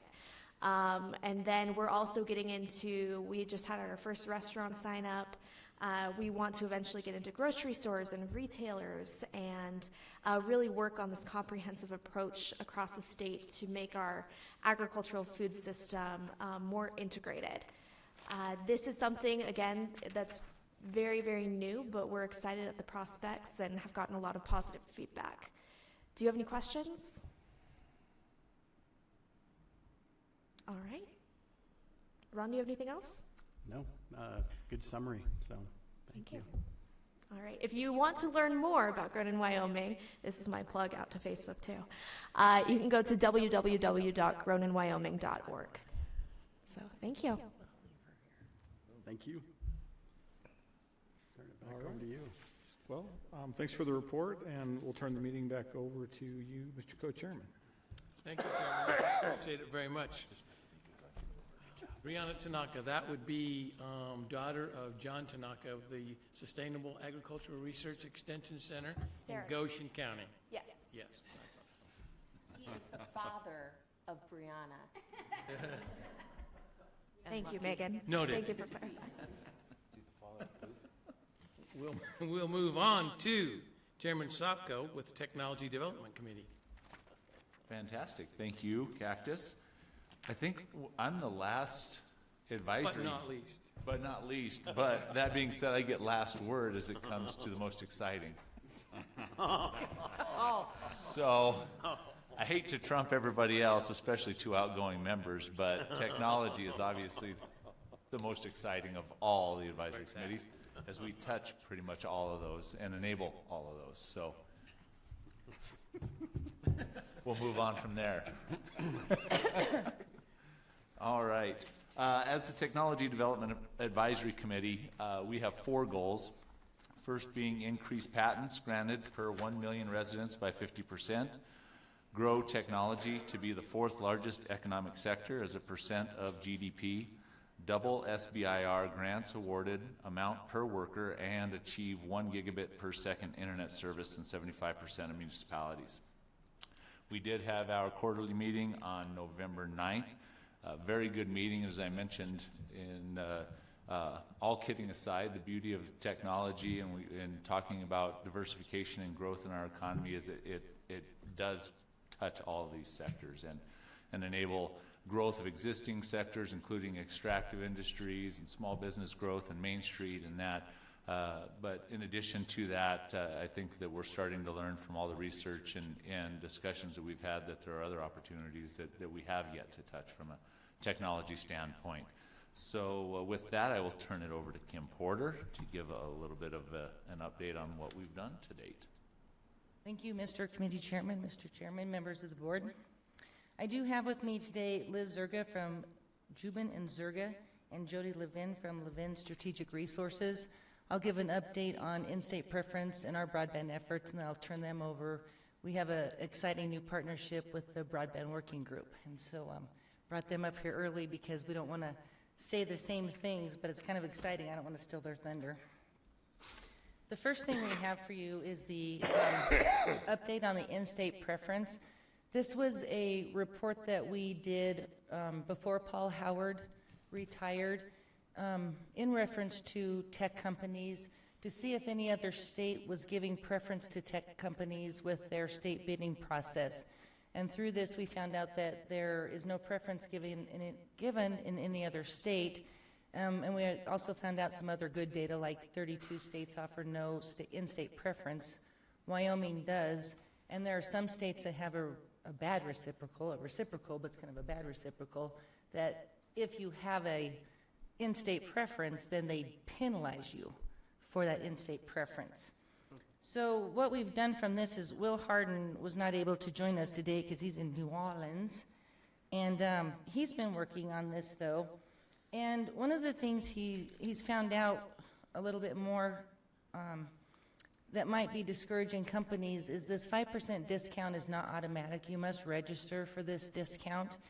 And we're wondering if some of the companies think this is automatic.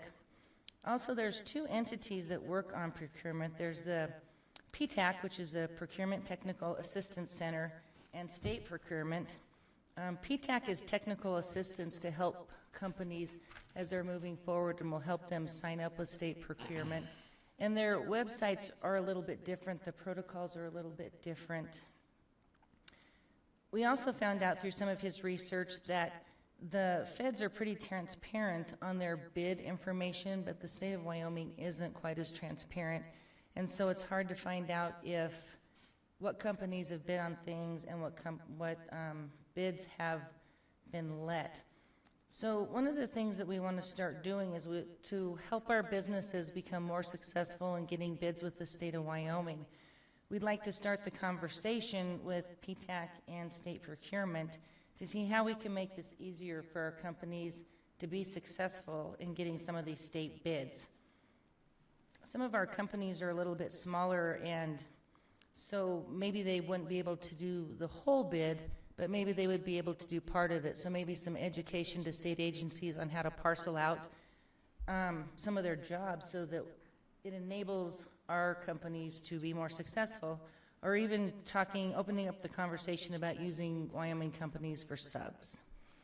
So some of those conversations will start at the beginning of the year. We'll start contacting our partners and see how we can work together to make our Wyoming companies successful. Do I have any questions on that one? Okay.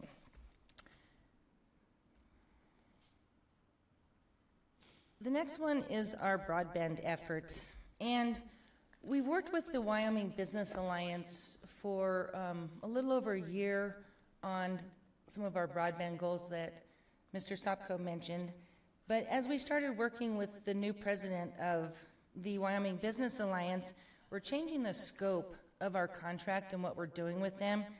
We used to have a contract with them to gather information and provide some recommendations for us, but this is quickly changing to more of an action type of contract that we're working on. So one of the very first things that the president did, Cindy Delancey, is she brought together industry to have a meeting to start talking about broadband.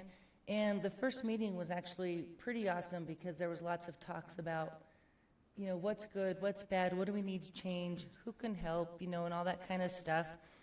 And so our current contract with the Wyoming Business Alliance is moving more towards the things that came out of that very first broadband meeting. And I think the thing that's most exciting about this is it's industry driven. And that's one of the things that we've been talking about, and Aaron and Alan are always telling us this needs to be industry driven. And so now we have a contract with the Wyoming Business Alliance to be a neutral third party working on some of these industry-driven practices that we're moving forward. And so I'm going to go ahead, at this point, we're going to go a little bit out of order because I want to steal the thunder of the working group and everything, industry, and have them talk about some of the things the group is doing that the Business Council is a part of, and then we'll move into our 2018 goals. So I'm going to turn it over to you, ladies. Okay, very good. I'm Liz Zerga. I'm an attorney. I'm with the law firm of Jubin and Zerga. I'm also a lobbyist, and I've been working in telecom since 1996. And I represent rural telecommunications companies. I represent a number of them, starting alphabetically with Advanced Communications Technology. Have you ever heard of that one?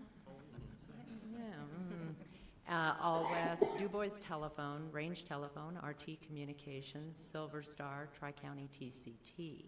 And so I, along with some of those carriers, am involved in the working group, and I'll let Ms. Levin introduce herself and let her tell you who she represents on that working group.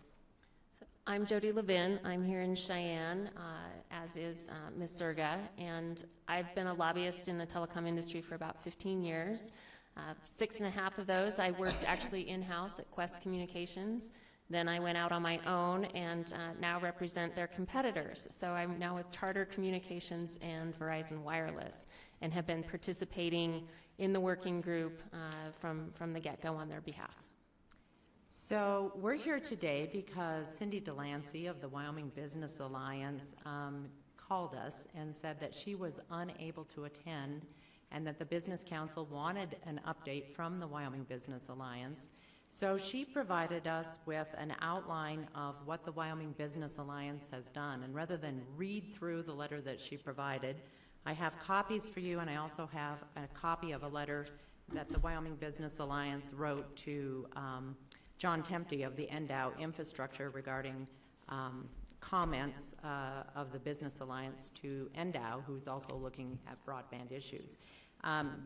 I'll leave those letters with you, but I am supposed to go down through the Wyoming Business Alliance's letter, which is their update. So as I speak now, I'm speaking instead of Wyoming Business Alliance on their behalf. So the working group is comprised of a lot of providers. AT&T, Verizon, CenturyLink, Wyoming.com, Visionary, Silverstar, the entire Range family that I mentioned, Google, Microsoft, Charter, Union Wireless, the Wyoming Telecommunications Association. In addition, in the calls and on the calls and in the meetings, of course, we have the CEO, Sean Rees, from the Wyoming Business Council, and members of his staff, Kim, as well. ETS participates with Director Tony Young and his staff. Recently, Governor Jim Geringer is a new addition to the group. And then we have a number of telecom attorneys, including me, and other smaller companies. So this is really a large swath of the broadband industry that is involved in this. And Cindy had us get together back in July for a face-to-face meeting. And as Kim said, we sat down to talk about the issue of broadband in Wyoming, the perception among some legislators, businesses, et cetera, that there is a need for additional broadband. And what can we as providers come up with solutions or thoughts?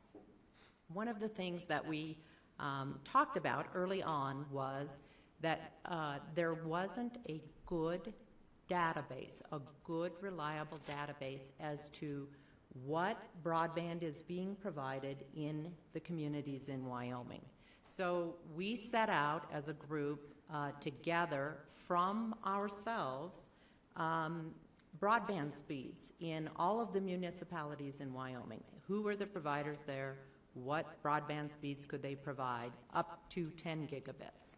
And so we created this rather clunky Excel spreadsheet that was over, I believe, 876 lines, and then Excel spreadsheet across, going from 5 gigabits ranges, 5 to 10, 10 to so on and so forth, up to 5 megabits, 10 megabits, on and on a spreadsheet. And so at the end of all of this, we had this big spreadsheet, and we had lots of calls over the course of the time with everybody on the working group. And when we looked at it, and then when we met with NDOW, we did meet with the NDOW Infrastructure Subcommittee, they said, you know, this database is great, but it's clunky. It's really clunky, and we would like a map. And we said, yeah, a map. There hasn't been a map done in Wyoming with respect to broadband since 2014. The data is pretty old by telecom and broadband terminology. So we talked about the possibility of a map, and Ms. Delancey and the Business Council have lined up a contract individual to work on putting together a database that can be accessed via the internet so that providers can update it, and using the data that we provided to start to create a map of Wyoming that indicates who the providers are, what speeds they can provide currently, The idea is that that will be able to be updated over time. So, in addition to all of these, Ms. Delancey asked us to let you know that that she's attended a number of NDOW presentations. She worked with ETS in planning the Governor's Broadband Summit. She has had lots of one-on-one meetings with various providers in addition to the multiple times we have all talked on the call and the one time that we met in person. That we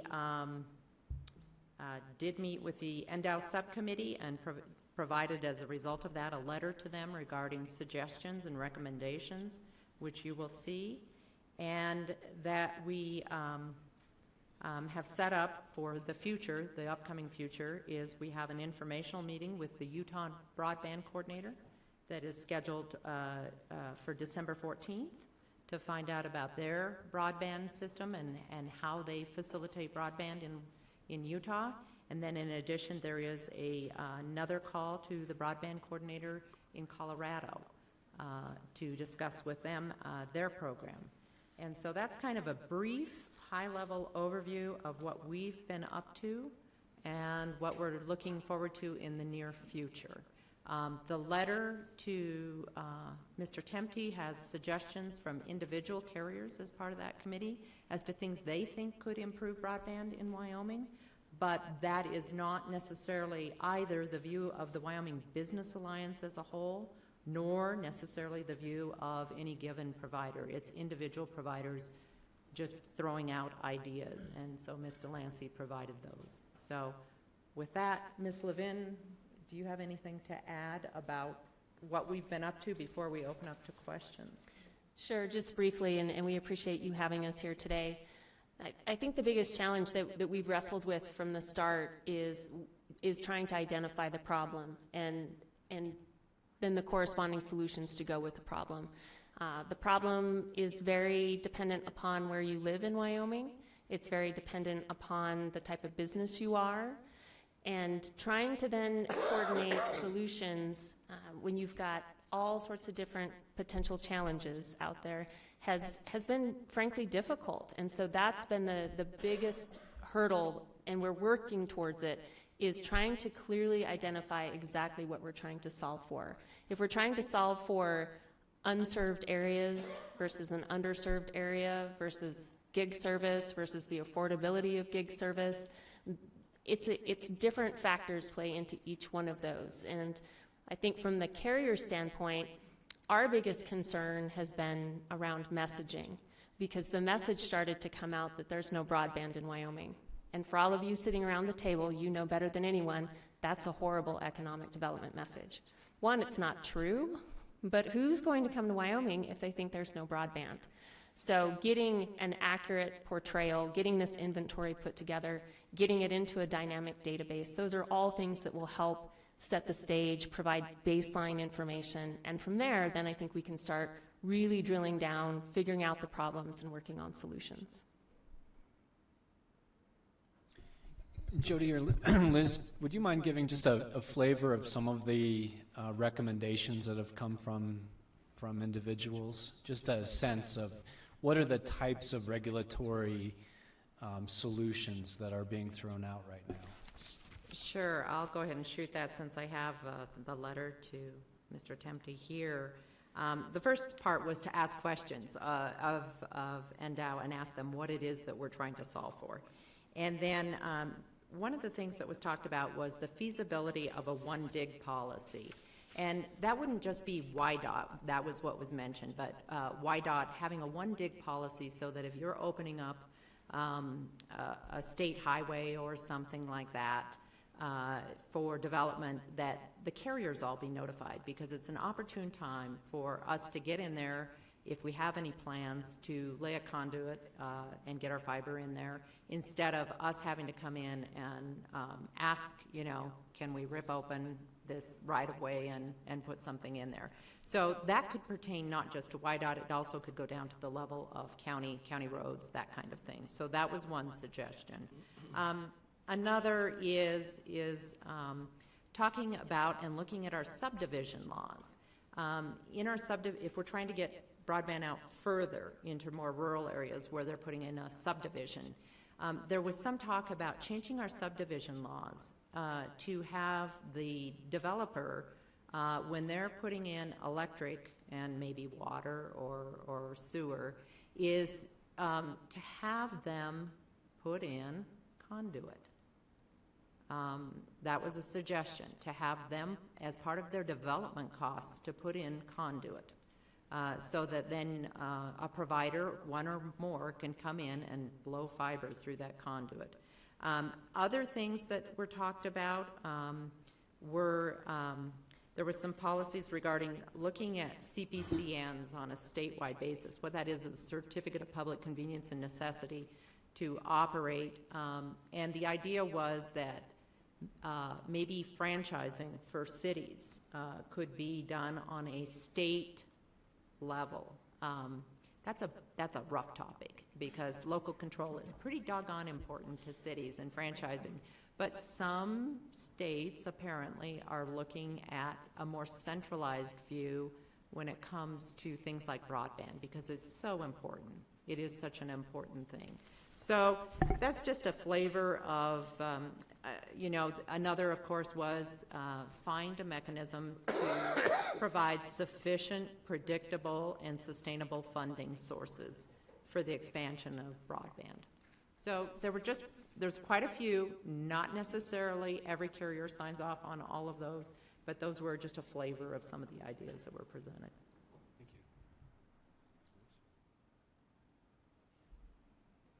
Any other questions?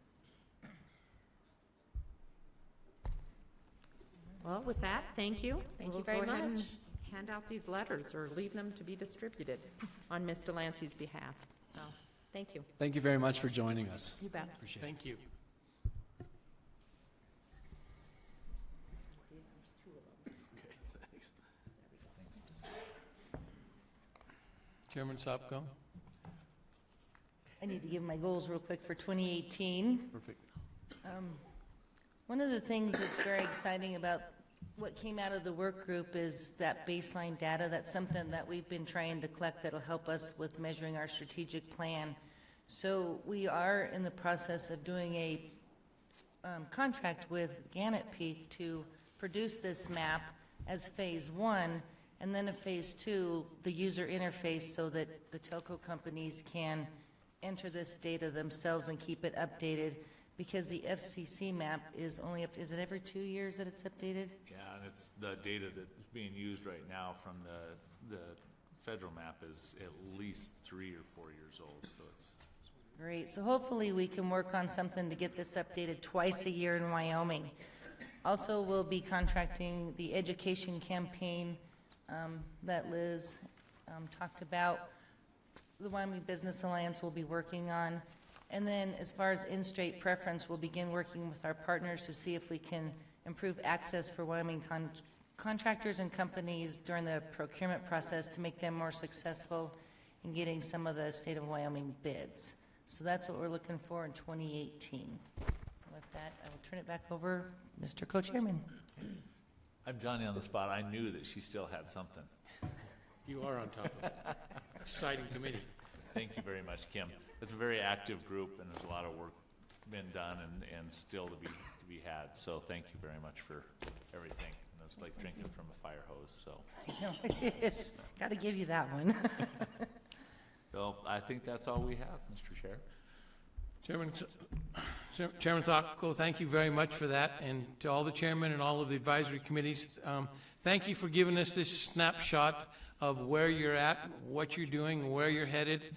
As Board Member Guest would remind me, obviously all of these committees and what's going on, it's a constantly moving, constantly changing atmosphere that continues to move, and probably many things going on beyond this report already. So thanks for all the work that's being done. Thank all of you that are serving on the committees for adding your expertise and experience to these committees and making us even more efficient. So I really do appreciate it. At this time, I'd like to turn the meeting over to our performance officer, Mr. Johnson.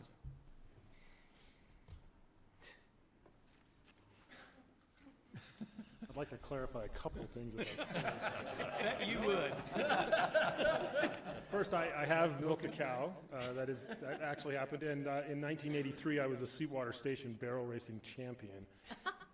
I'll have you know. It was only me and my sister entered, and I beat her out, so I got that. But I have milked a cow. I'm here to talk about performance. I give this update once a year. And Ben, how do I change these slides? Do I just click this?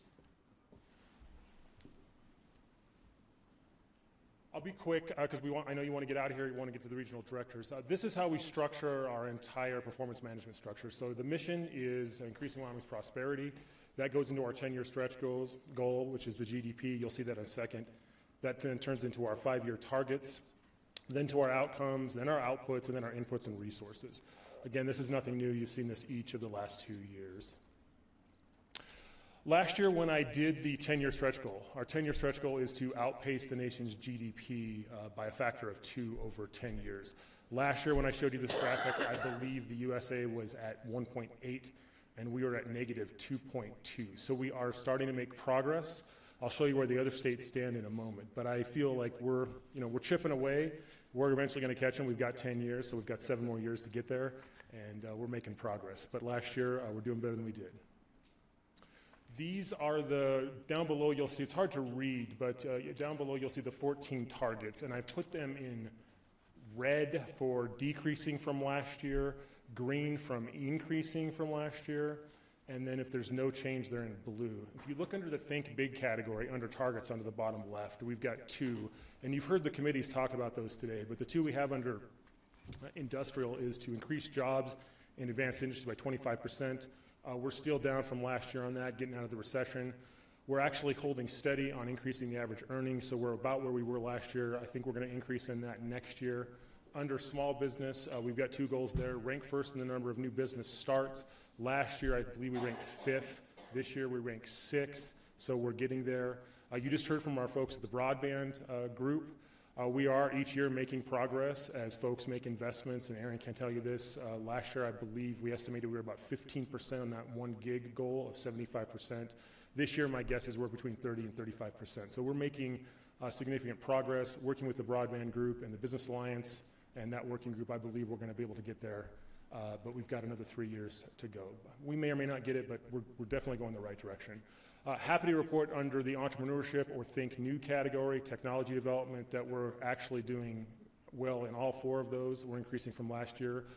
We've made progress on doubling the number of patents, growing technology to be the 4th largest sector. Last year we were 8th, now we're 7th, so technology's starting to rise.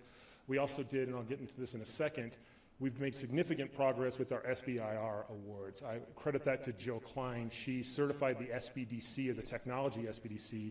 She also took over the SBIR program about a year ago, Jill? Year and a half ago? Yeah. She really started focusing the SBDC on the SBIR program, and it's yielding significant benefits, and you'll see that in a second. The last goal is to increase the diversity of Wyoming's economy. We're making significant progress there, and I'll highlight that in a second. But those are all moving up from last year, and that's a good sign. Under Think Local or Community Development, we're still coming out of the recession, so all the property tax collections and the lodging tax receipts are still a little down, but they're not as bad as you might think. And they're starting to creep up there, but they're still down from last year.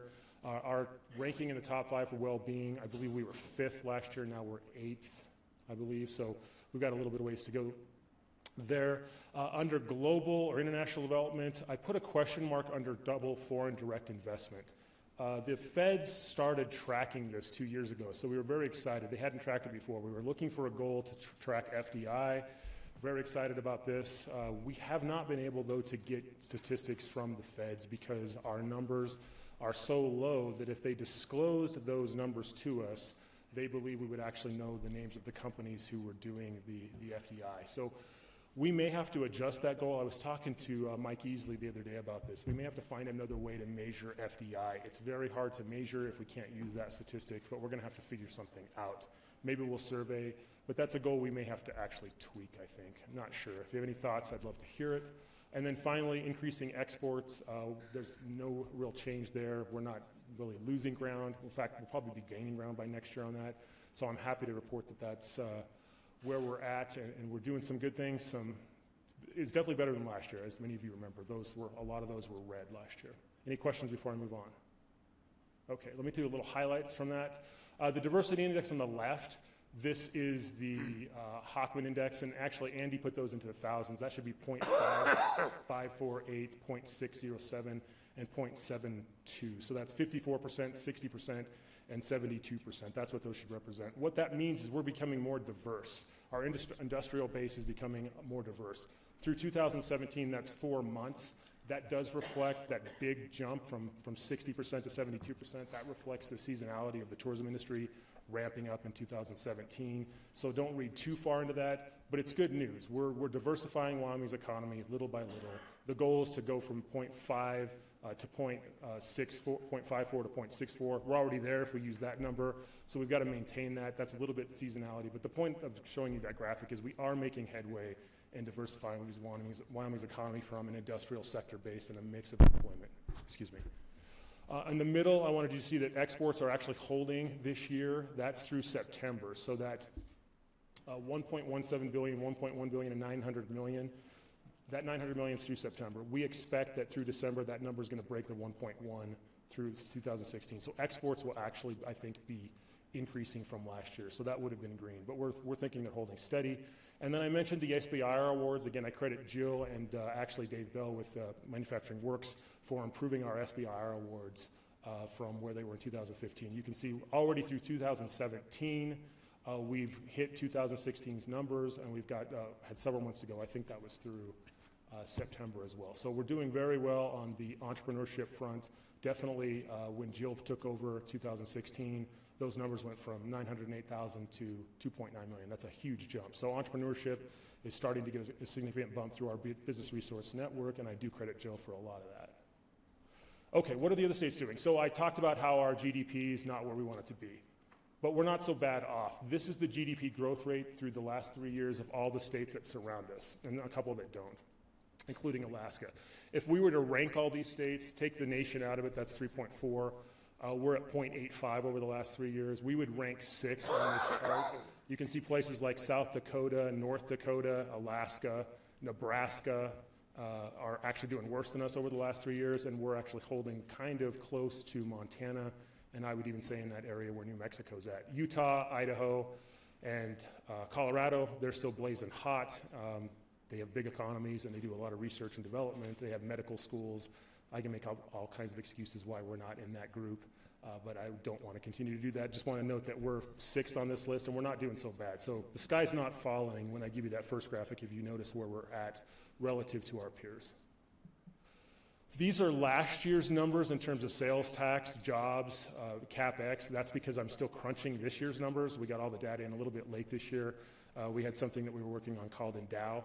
That took up a little bit of our time and our staff's resources. So we're still crunching the numbers. I expect to have these numbers for you by the next board meeting, and I believe we will. I put these numbers up because I believe we'll be on track for similar numbers. In fact, I did the first ROI yesterday. It was the very first program on Main Street, and it looked like Main Street had a higher return than it did last year. So I believe we're going to actually beat these numbers from last year. But again, I'll have more of these numbers in the next quarter. Tom, can you explain, for the benefit of the new board members, can you explain what these numbers are? What are we measuring here? So what we do is we collect data on all 38 to 40 of our programs every year, including our Business Resource Network partners. We collect data on jobs, payroll, CapEx, and taxable sales. Those are the things that drive Wyoming's economy. Those are taxable events: property tax on CapEx, taxable sales, sales tax, jobs and payroll. Those folks spend money in the economy. That reverberates and multiplies through the economy. We put that into an economic software and a model. It kicks out tax benefits for us. And so we can actually tell anyone, taxpayers or board members or the CEO, what we spend on a program. We track through cost accounting and through labor surveys how much we spend on each program. And then we put this data into a model, and it tells us how much taxes we're getting back each year. So we can actually do a ratio of tax benefits to tax costs. And then we can also accumulate all of that data into how much the programs are doing by division. So we can say, okay, here's the responsibility of Ron's division in terms of taxes, local property taxes, sales tax, other revenue. Same with Julie's division in community development. Same with the Business Resource Network. And so we can pull stuff out, put stuff together, merge programs, see the ROI in 2 or 3 programs on different divisions, and then we accumulate all this at the end of the year to show what the overall impact of the Business Council was, tax on tax. We can also look at payroll and jobs as well, and some of those numbers that you see in the data collection down there, the jobs, the payroll, equipment, CapEx, property investments, we track that through Main Street. So we track a lot of data. We have folks estimate that data. We have to trust our locals when they give us that data that it's right. We try to verify it as much as we can. But you have to sometimes just trust folks that they're giving you the right data, and we do, and we try to verify that. So that goes into the model, and then we get the benefits of the tax benefits. We look at the costs and the ratio of the benefits, and we do analysis that way. Again, those are last year's numbers. We expect to have this year's numbers done in the next couple of weeks. We're just a little late to it. Did that work? Okay. You saw a little bit earlier what Ron talked about with that sales funnel. We're going to generate 3,500 leads. That's going to get to 350, then to 35, and then to 4. They use this sheet here to track that. So they track under the right bottom section the output. So that's the 3,500 leads, the number of trade shows, all the stuff that they're doing on a daily basis tracks into these worksheets, which then feeds into our model to the left and the bottom, into jobs, payroll, CapEx, which then we put into our model, and we look at the cost of the program and the impacts in the top right. So these worksheets track the daily activities, weekly activities of the staff as they're trying to figure out what they can do on a daily basis to generate those program outcomes, which are the jobs, payroll, CapEx, et cetera. So we try to roll that all up in that first sheet that you saw. I did want to put this in there again. I wanted to show you what the correlation coefficient is of some of the goals, the 14 goals that we have below, to GDP, just to try to show you. I think we're tracking the right stuff. Earnings track with GDP really high. So does the diversity index.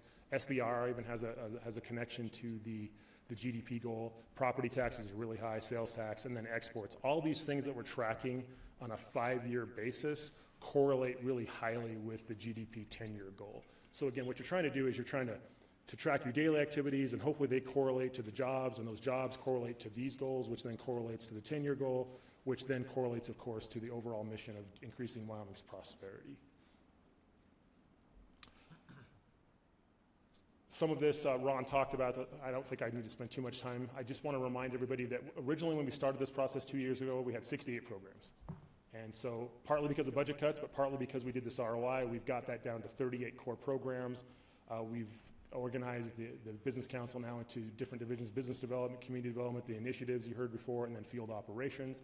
And then you've seen some of the positions today that we've created: initiatives directors, advanced industries manager. Brianna made fun of me. She's our ag and international trade coordinator. We might change that title after those jokes, Brianna, but we'll see. So it's some of the stuff you've heard today. Next steps, we continue to think long-term economic development's on a 1-year deal. We recognize there's going to be natural variability in the ROI, so you have to look 3, 4, 5 years down the road. Don't judge one program over 1 year. That's a silly thing to do. We're going to continue to work with Endow, the sector strategies, refine our ROI, and then drive our day-to-day activities through some of those measurements. And I think that's it. I'd be happy to answer any questions.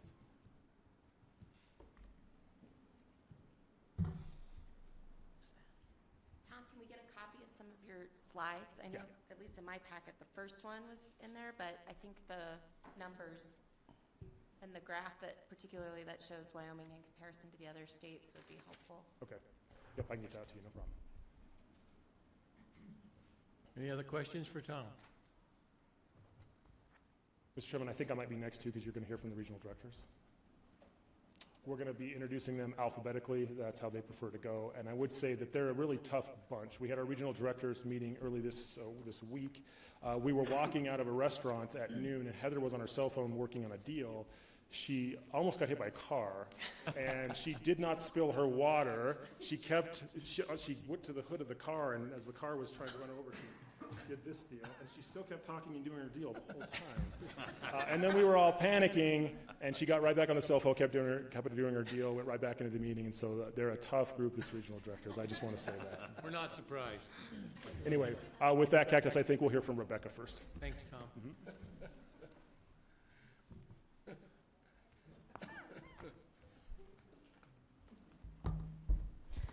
Hello, everyone. Good afternoon, Co-Chairman Cavello and members of the board. I'm Rebecca Usick, and I am the South Central Regional Director for the Business Council, and I cover Fremont and Sweetwater County. So I'm just going to give you a quick update on what I've been doing the past couple months. So as of right around the middle of September, after the regions were realigned, I was assigned Fremont County. So I really have been trying to spend a lot of time in that area, getting to know the local economic developers, the mayor, councils, city officials, legislators. So I've really just been having different meetings with all of them, trying to get caught up on all of the different projects that they have going on, and they do have quite a few. So that's been going really well. I'm really excited to have Fremont County, and they seem like they have a lot of things that they're working on. So just to give you kind of an idea on what they are working on, a project update, the Lander Visitor Center, which was funded through a BRC grant, is making progress. And that's on track. I've been working with Brian Fable, who's the director at the chamber there, discussing future enhancement projects for the area for around the visitor center. I've also been talking with some of the city officials about some possible last mile broadband concerns that they have, and maybe some things that we can do for the city of Lander. I've also been working with the Wind River Development Fund and Idea Inc., which is Riverton's economic development organization, and they are also both looking at broadband expansion projects and trying to help with the redundancy and that type of thing. So been busy with that. There's some other new potential developments possibly happening in Riverton, despite a recent closure of one of their local grocery stores, which was unfortunate. We're hoping to have a new manufacturer. I can't say right now who that is, but going into Riverton, so I'll be working with the EDO on that. And also, for those of you that aren't aware of this, the Shoshone tribe purchased the old honor farmland from the state in Riverton. So the city of Riverton is working on rezoning that land to a PUD, which is a planned unit development zone area, which would allow for multiple designations for zoning in that area. So I've been talking to the project manager that the Shoshone tribe has, trying to come up with different funding sources for them, and hoping to keep moving forward on that and helping where they need it.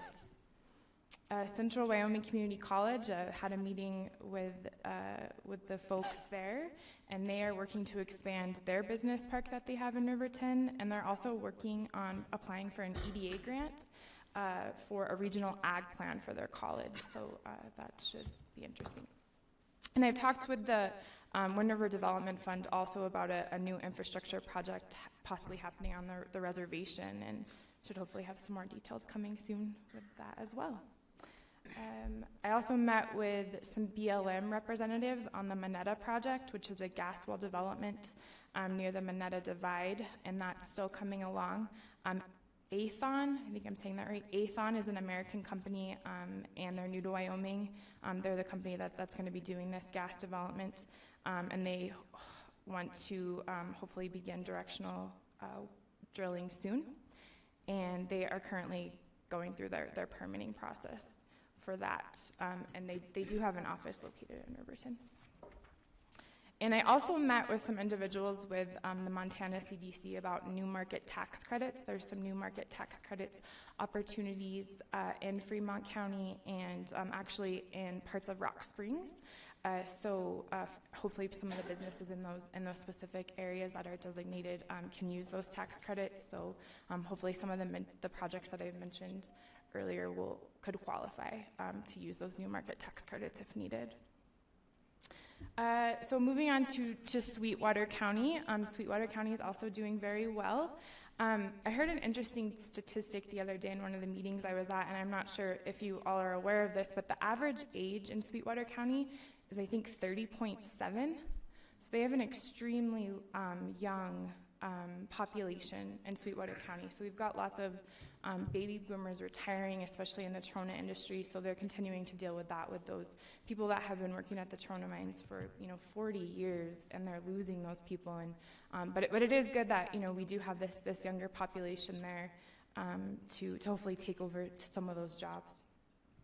The Sweetwater Economic Development Coalition, they are part of the chamber, the Rock Springs Chamber. They actually have an Endow team, and I think I mentioned this last time, that they have they actually have they're finalizing a project that they did in partnership with the University of Wyoming MBA program.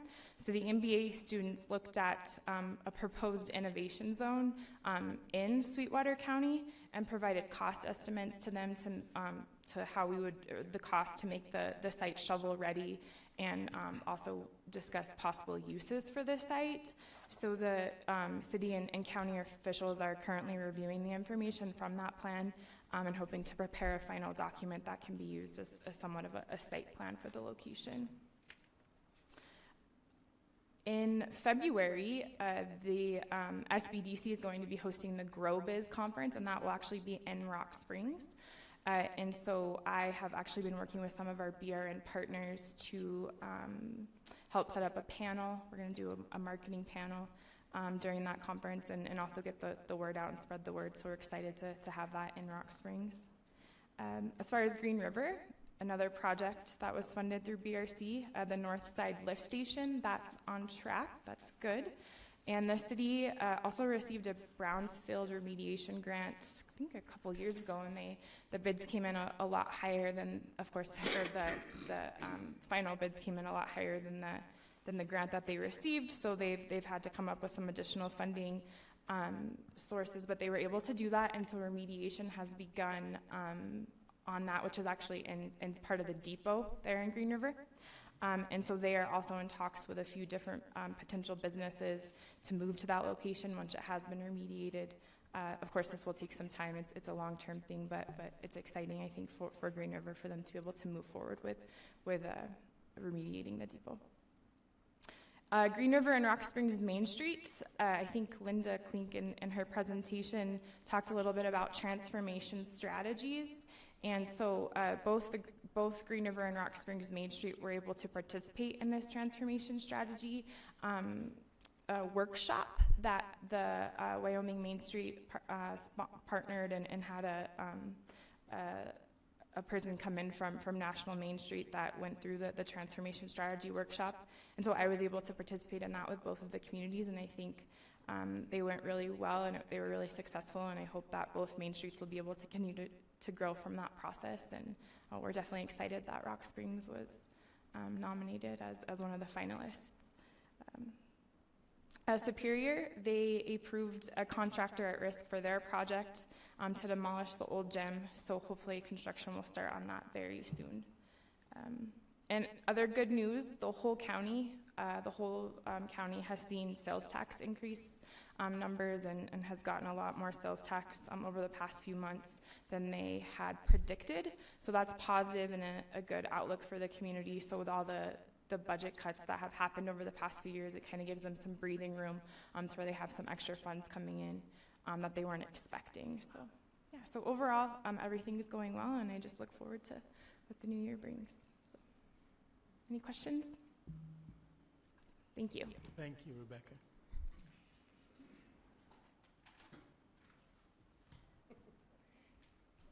Good afternoon, Mr. Chairman, members of the board. I'm Brandy Harlow. I'm the Northeast Regional Director, so I take care of the 5 counties in the Northeast region. And I did not bring any pictures today because I figured you had probably had enough PowerPoints, maybe. So next time, I promise. Plus, it's winter time, so construction isn't really exciting right now, so especially in my windy corner of the state. So I'll start up in the Northeast corner, Crook County. I actually did have some pictures come through on my phone. They got the old school down that was beside Old Stony. I think all of you had got to tour that. They're pretty excited about that. But they're more excited. They held a pre-bid meeting a couple weeks ago, and they had 13 contractors show up to expressing interest in the Old Stony project. So they're hoping that they get good bids, and they're hoping the bids are lower so they can do more, stretch their dollars further, of course. They're planning on opening the bids on December 20th. Construction's supposed to start in February, and it's a 13-month project, so it's moving forward.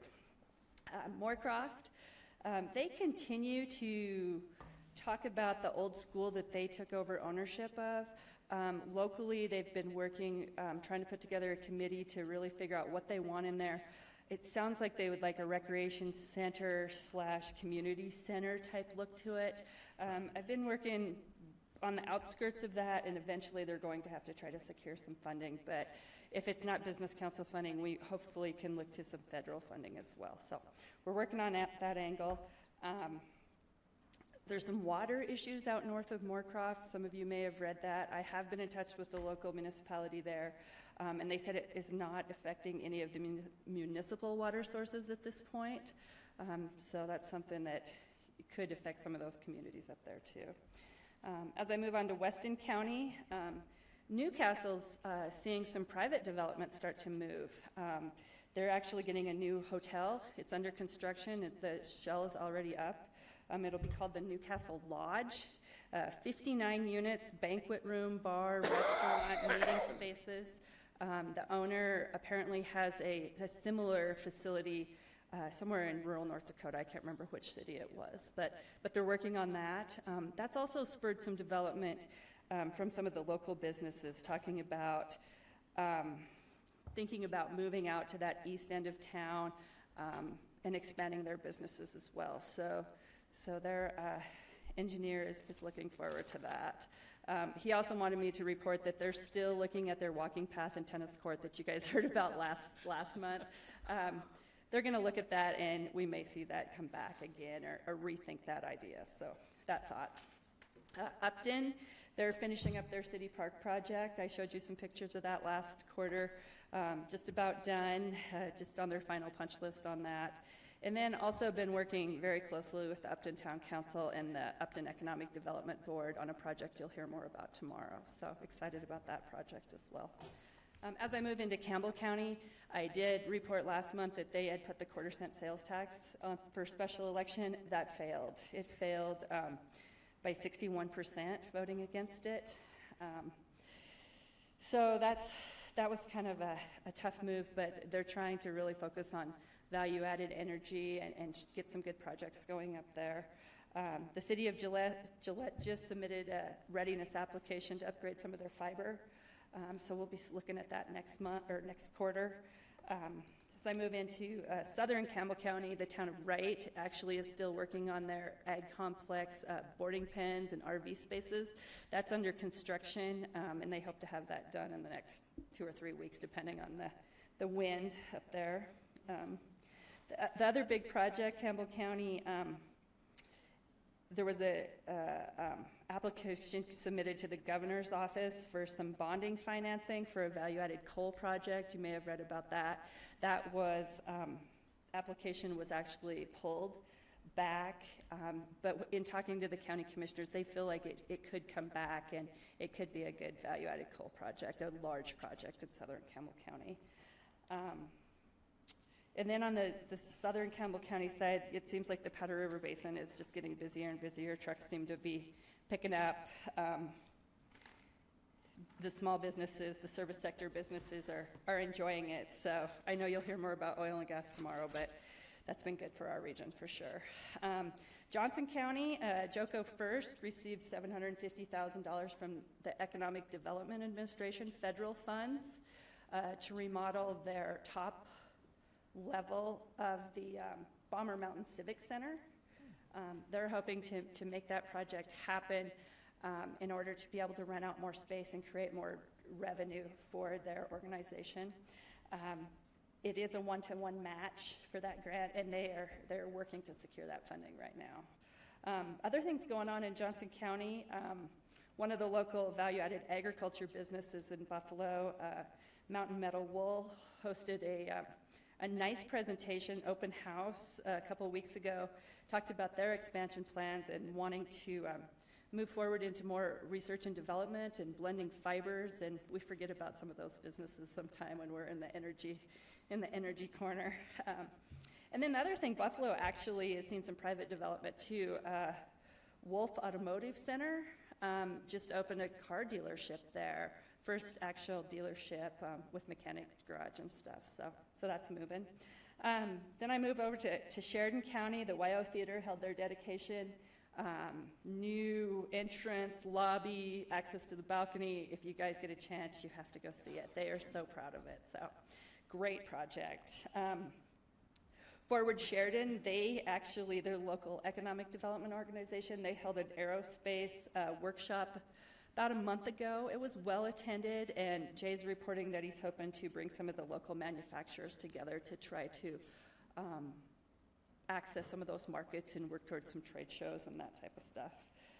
The Sheridan Economic and Education Development Authority, which is the joint powers board between the city and the college, they continue to work on several projects. You'll hear more about a large business committed application that we've spent a lot of time on that one too tomorrow. And then if I just get down to the regional efforts quickly, New Growth Alliance is still working together. That's Gillette, Sheridan, and Buffalo. They attended a trade conference last week, and we're trying to develop some leads on that one as well. And then just Main Street, I have 5 Main Street programs. They're all super busy. It's shop local time, buy local, so lots of initiatives like that. So with that, any questions or thoughts? Just one. Can you talk a little bit about the economic development website that Precourt put up for all the small communities? Absolutely. I totally forgot that. Sorry. Okay. I apologize. Powder River Electric Cooperative has worked to put together a website that actually has presence for each community in their service territory, which happens to be the same area that I cover. So what a great asset for those small communities out there to be able to see what's available, and hopefully we can start adding more information to that and working through that. So you probably have more details than I do. No, but actually, we're probably about even, but thanks. I know you played a big key role in helping get that all put up and all the links and stuff that are going to be developed on it. So.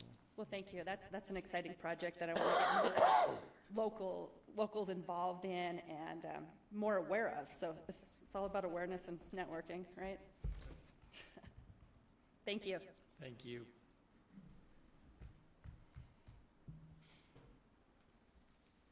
Good afternoon, board members, co-chairmen, and staff. I'm Amy Quick, and thank you for the opportunity to update you on the Northwest region.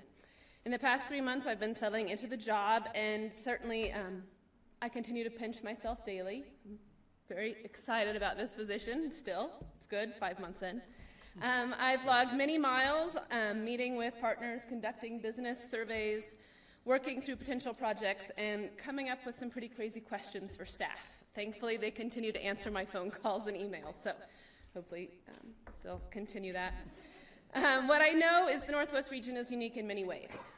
We are relatively isolated, especially when the crazy weather hits and the Wind River Canyon is closed, which I hear it was today for construction, so I hope it opens tomorrow. But the Bighorn Basin is made up of small, close-knit communities with workforce limitations and limited funding to grow or attract large businesses. Yet, despite these hurdles, we celebrate the smaller wins, like new stores on Main Street, a regional retail chain opening in Worland, healthcare center expansions, the sale of the Washakie Development Association, which building to the BLM, which is actually a really big win for them, a healthy sugar beet crop, and here's hoping Josh doesn't have to spend a whole lot more time in our region this year, and more. And with the current focus on sector strategies, the Northwest region is poised to lead in many of the sectors we're investigating and identifying. And so I wanted to focus more on the sectors than on the counties that I cover. One prime sector historically for the Northwest region is agriculture. And we are excited about the potential for specialty, niche markets, and value-added product development opportunities. Next month, on the 22nd and 23rd, PAL Economic Partnership and Forward Cody are hosting a summit focused on Wyoming agricultural diversification. This meeting will bring together industry leaders and innovators in specialty and value-added ag to identify strategic action we can take to leverage this sector and attract and build public-private partnerships. The Business Council is excited about this project as a pilot for future sector strategies work, and we are eager to see the outcomes and how we can work together on next steps. Level Inc. is also working on an exciting concept with Western Sugar to utilize waste steam to heat a greenhouse and food hub. And currently we are assessing feasibility, investigating potential partners, seeking funding, and pulling the pieces together. And we also have incredible meat processing and organic production, which continues to grow in the area with Wyoming Authentic Products, Wyoming Legacy Meats, and Rocky Mountain Organic Meats, as well as many other growers and producers. Wyoming Authentic Products is working to secure some additional accounts before it begins its expansion project, and they expect to have a big announcement soon, so I hope that we can hear more about that very soon. Wyoming Legacy Meats is looking at expansion opportunities as well, and I, for one, am excited to see how Grown in Wyoming can really help our producers in that region. The sector of outdoor recreation, as everyone knows, we have incredible outdoor rec and tourism opportunities in the Bighorn Basin, and the recent reports from the Outdoor Recreation Task Force and the Business Council have gotten people really excited about the potential to leverage these opportunities for economic growth. Antelope Butte Ski Area, for one, in Bighorn County, hopes to reopen for year-round recreation this summer, and the Antelope Butte Foundation is working on the lodge and other mountain infrastructure. They hope to have lifts operational and offer mountain biking in the summer to complement skiing and snowboarding when the snow flies. And we've been communicating regularly with the team there to see how we can support this project. They're, again, pulling their pieces together. Folks in Thermopolis are working with local businesses and concessionaires to develop the Hot Springs State Park Master Plan, which has been in the works for a while as well, and are also fundraising for the Wyoming Dinosaur Center, which recently or previously purchased the industrial park in Thermopolis, and so now that's a nonprofit entity, so they're looking at fundraising options. And so if we have any great venture capitalists or anybody out there who's interested in helping with that, we will be tagging them and knocking on some doors. The Outdoor Recreation Task Force initiated work with a new group in the Grable area, the Bighorn Basin Collaborative, which is still very much in the infancy stage, but I look forward to working with those folks to identify and develop outdoor recreation-based economic development opportunities. And I've also connected with the Wyoming Outdoor Business Association and look forward to working with them on outdoor rec opportunities. For a rural area, we are also very fortunate to have state-of-the-art healthcare in the Northwest region. Last week, I attended a discussion about alternative healthcare benefits for businesses that was organized by PEP, Powell Chamber, Forward Cody, and the Cody Chamber. And it brought together healthcare industry with local businesses and individuals. And it was a very vibrant conversation. There was direct primary care from 307 Health in Powell. There was partially self-funded insurance plans. The Wyoming Chamber Trust was there talking about their insurance plans, as well as some local accountants and CPAs talking about HRA, HSA, and FSA options. And it was really a great opportunity for businesses to come together and ask questions of the industry. And then I think they all walked away realizing that there really are options for businesses despite their size. So that was exciting, to have a positive outcome there. And then the town of Cowley is working on a medical clinic project, which I do hope to be sharing more with you in the near future as part of their long-range economic development plan. And they're putting together those pieces, working with the grant writer. And we had hoped to have an application in December, but hopefully we'll have that in for you in March. We're not going backwards. I've also been working with local partners to complete synchronous surveys of area technology businesses and been very impressed with the number of individuals and small companies that are newly established in this diverse field. I've met with companies from TCT and RT Communications to small, couples that are starting IT support or marketing and design firms. And it's been really interesting to visit with them and talk about their needs and how we can potentially support them. Some of the ideas include creating a technology association and hosting trade shows. More importantly, even maybe offering teleconferences so that those folks up there on our island in the Northwest region who maybe don't have the funds or the time to travel to Cheyenne or Laramie for a conference can still take part and network with their peers. And then just continued better knowledge sharing and training. Last week I also got a brief update from Aleutian Technologies on their work in Indonesia and the Middle East, where they are utilizing satellite technology in trucks to bring their English language instruction to rural areas. And I do have a follow-up meeting with them to find out more and see what all they're doing in that field. And as I mentioned at the last board meeting, the entrepreneurial spirit is strong in the Bighorn Basin. I meet regularly with my counterparts at the SBDC and local EDs, and we are excited about the various new business ventures and opportunities. Forward Cody is investigating a co-working space business incubator concept that could also be tied to other training and business development needs, such as software development, robotics, advanced machining, and more. And in Cody, we're also working with a local gun manufacturer with great growth potential and hope that we can support their expansion needs. Cody Commissary opened in conjunction with Cody Coffee Roasters, who I mentioned last time, and they're offering regular culinary and customer service-oriented classes. Tinsleep Brewing Company wants to expand their operations and is working with the Washakie Development Corporation Association to make this happen. However, they are facing some major wastewater issues in the town of Tinsleep, which is unable to afford the added inputs or necessary upgrades.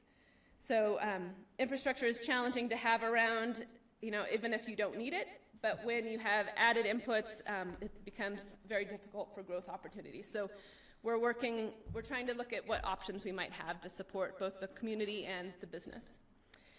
And then although retail is not always considered a huge win, in Worland, the promise of turning a vacant lot into a 35,000 square foot business will be a plus to the tax roll. It will bring in 8 full-time jobs and 12 part-time positions with a payroll of $350,000 annually, and so that won't hurt either. And there is an agreement on the property, and many of the key pieces are in place to build this spring. And another success in Worland is the pending sale, as I mentioned, of their spec building at the Fairview Industrial Park. The building helped start a successful business, Chopper CrossFit, when used as an incubator for 2 years, and they've found a new space as well. The Natural Minerals Testing Lab, through the BLM, will move into the WDA building and will provide primary jobs important to the Washakie County. Plans include training classes and bringing students in for 30 days at a time, which will boost retail, restaurants, and lodging. The building will be a national asset and a great anchor for the industrial park, as well as providing WDA some much-needed project money for future use. And in addition to these identified sectors, we are working on projects to address housing and workforce needs. And as one of my partners recently said, we have many non-starters here, but our priority is to get these projects completed.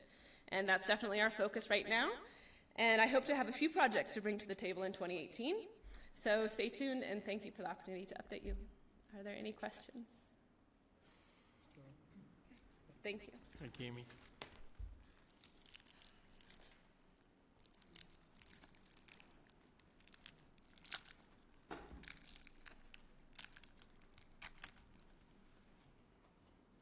Good afternoon, Chairman Cavello, members of the board. I'm Kim Reitmer. I'm the East Central Regional Director. Last time I stood before you, I was telling you that I would be welcoming Platte County to my region, and I've done it. And it's been really exciting. I really enjoy working with this county. It's been a lot of fun getting to know them, working with the communities. So I'm going to start by telling you a little bit about what I've learned about them. Guernsey, first off, is an amazing little town, given the size of the things that it's done. And you saw earlier today a little video, Bruce Heimbuck and what he's done with housing over there. Bruce was the director of their economic development organization over there, and he recently retired. They've replaced him with Sarah Cowan, and she has stepped right in and kept the ball rolling. She is energetic, and she is keeping all these projects moving forward.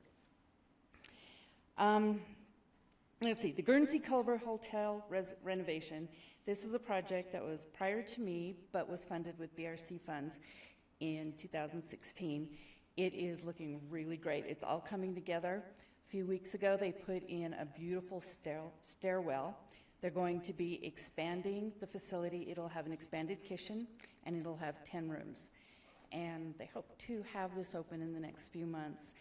Guernsey has also indicated at some point they would like to host a board meeting, and this will be a project that they'll be able to show off. But when that will be decided at some point. They've completed a walking path project. This is an enhancement type project that did not get any sort of BRC funding. They were able to raise their funds through other resources. This is a trail that skirts around the town, runs along the river, and hits several historical sites. At the time, when it was first established, it crossed a highway, so you had to walk across the highway. Pretty dangerous. they got funds to actually run the path underneath the highway, and that was recently completed. They've also been working on a historical site and trails master plan. They understand the role that their historical sites over there play in regard to tourism. And like the Oregon Trail and Register Cliff are just two of their historical attractions, but they do get a lot of traffic through there, especially during the summer months. It's beautiful, get a lot of traffic. So this master plan is progressing very quickly. They're looking at putting additional trails, and they're working with the National Guard, because some of the trails go right up to the property line there. They have identified broadband, which we learned about earlier, as a barrier to growth and actually to their residents. They have sent out surveys, they've had public meetings, they've had a very good turnout. People are showing up, they are giving their input as to the struggles they have with fiber. They are going to investigate their options, continue working with providers, and try to figure out how they can get upgraded fiber into their community. They will probably be partnering with Wheatland, who is also doing the same thing. Daycare is also an issue. This is an ongoing struggle for this community since there's been a decline in the energy industry. A lot of that demand eased up in a lot of the communities, and so it's not on the forefront anymore. In Guernsey, it's significant. All they have there is a Head Start, and if you don't qualify income-wise, you have no other option. So their economic development organization is working to find a location and come up with some funding sources to help eliminate this stress.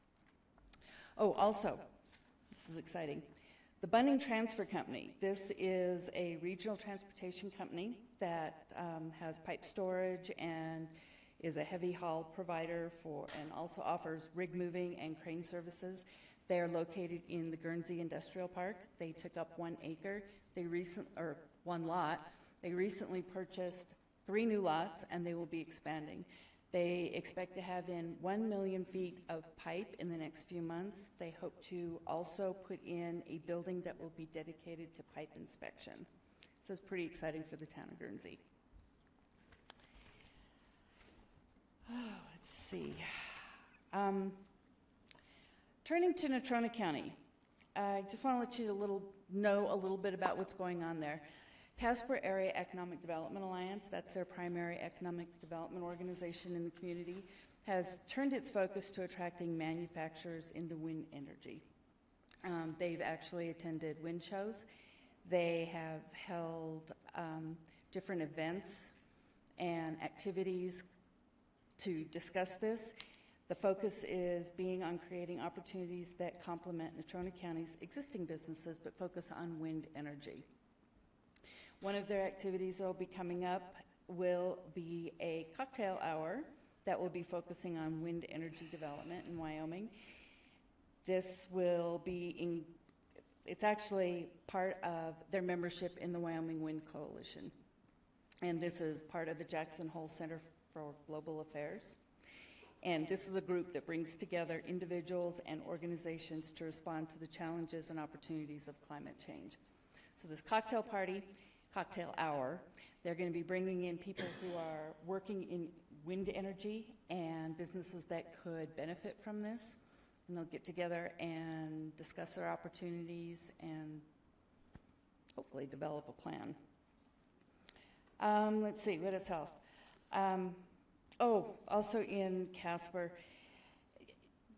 given the attention that Endow has given to education, the importance of it, and maybe investigating novel ways to train our workforce, there was some disappointing news the last couple of weeks in regard to a school there that Natrona County had. And I had initially been part of this when the plan for pathways began, and it was very interesting. It had a lot of promise.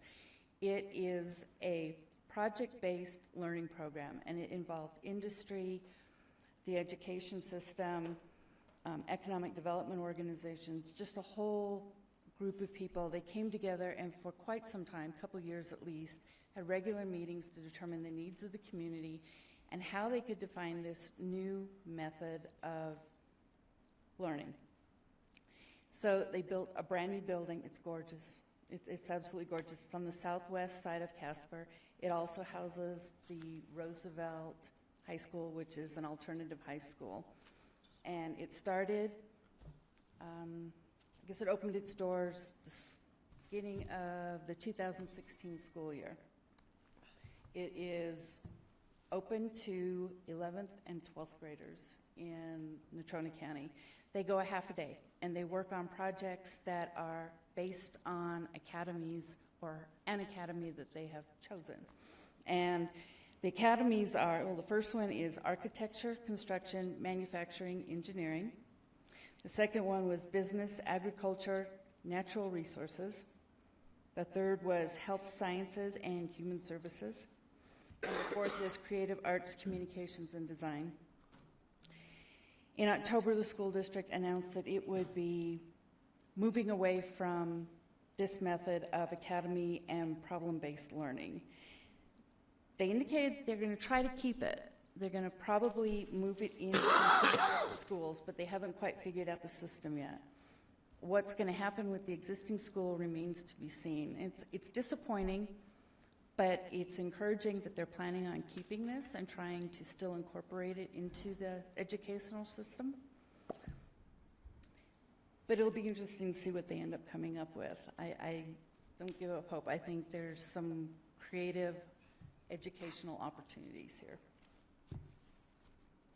Let's see. Niobrara County, they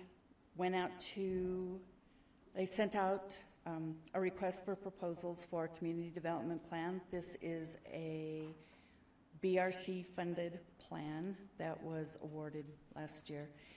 The deadline was Friday. They got 4 proposals. They'll be reviewing those and identifying the consultant that will be doing this community development plan for them, and they will get rolling on this in January.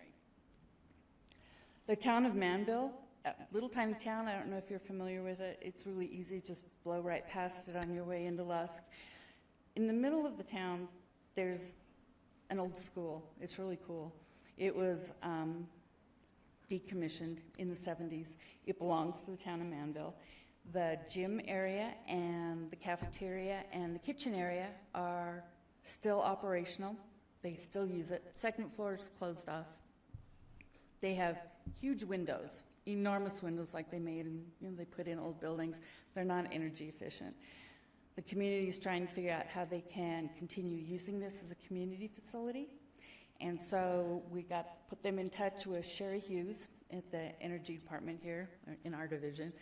And she was able to hook them up with funding to get an energy audit. They went in, they determined what could be done with the windows. They had a company come in and give them a bid. And it actually is going to be a lot more affordable than they anticipated. So they will probably be moving forward looking at some funding options to get that done. And this will give them a community facility that they'll be able to use in their community. And the gym is actually, they use it all the time. When the gyms aren't available for basketball practice in Lusk, the kids go over and use this gym. So this is going to be really nice for the little town of Manville that really hasn't had much opportunity to do anything. Also going on, I have 2 communities that have been actively pursuing leads in the industry sectors they've identified. Can't share who they are at this point, but it's pretty exciting.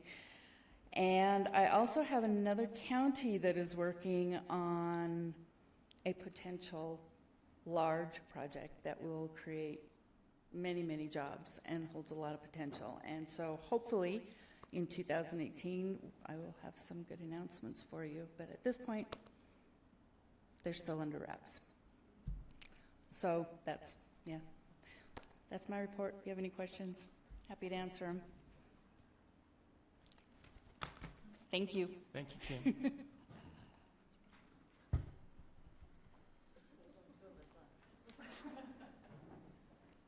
All right. Good afternoon, members of the board. I'm happy to be here today, obviously. So it wasn't quite as scary as everyone seems to think. But anyway, I'm Heather Tupper. I am the Southeast Regional Director for the Wyoming Business Council, so that means I cover Albany, Laramie, Goshen, and Carbon counties. And as the others alluded to, we're all sort of in the first quarter of our new counties, so lots of exciting new things to learn about, lots of over-the-road travel to meet new people. So it's been a good quarter. I'm going to just give you a little snapshot kind of what we're closing out 2017 with in some of my counties and what we are looking forward to start 2018.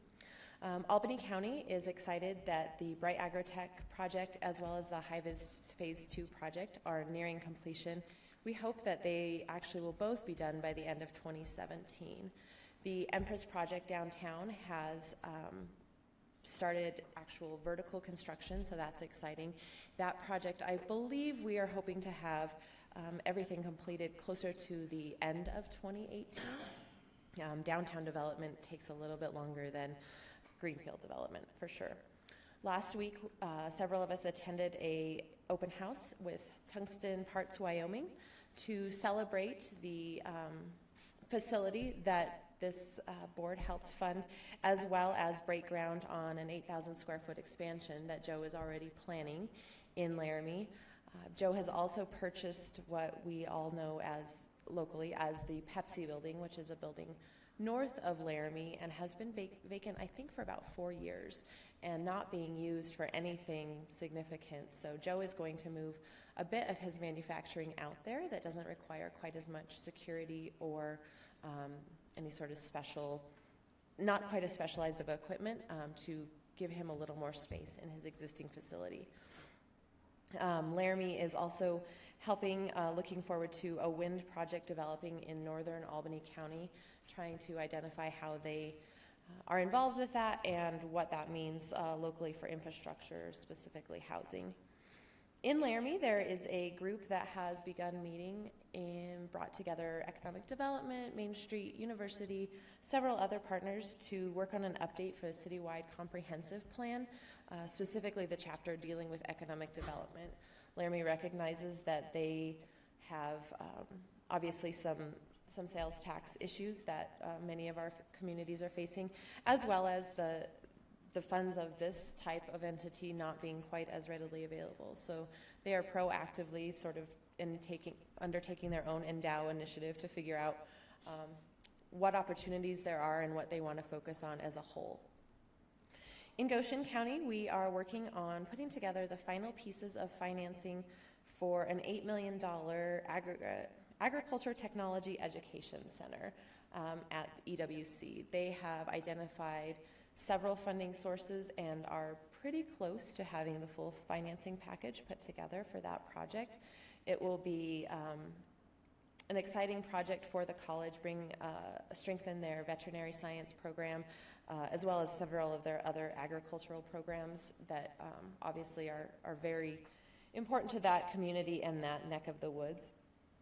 Goshen County Economic Development is about a year into their merger with their local chamber and tourism offices.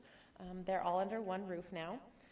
With that, they've launched a new website. They have a new brand that they have been working under. They've beefed up their business retention expansion efforts, working on tourism promotion. So they have not increased their staff, but have undertaken quite a body of work and have done a great job of bringing that all together. And I think they are a good example of how all of those entities can work together under one roof and successfully create an economic development entity that's touching a lot of different areas of their community.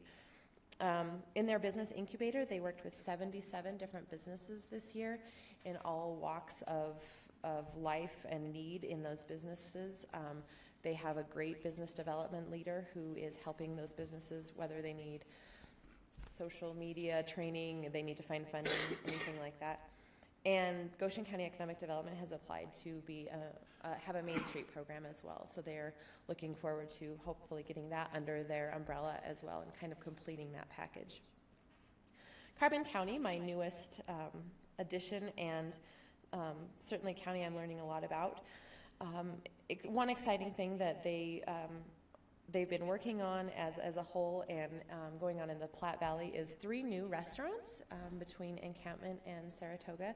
All restaurants that have taken old buildings, old restaurants or other facilities, refurbished them, remodeled them, brought in some new people to the community to be the chef or the the owners, trying to source their food locally.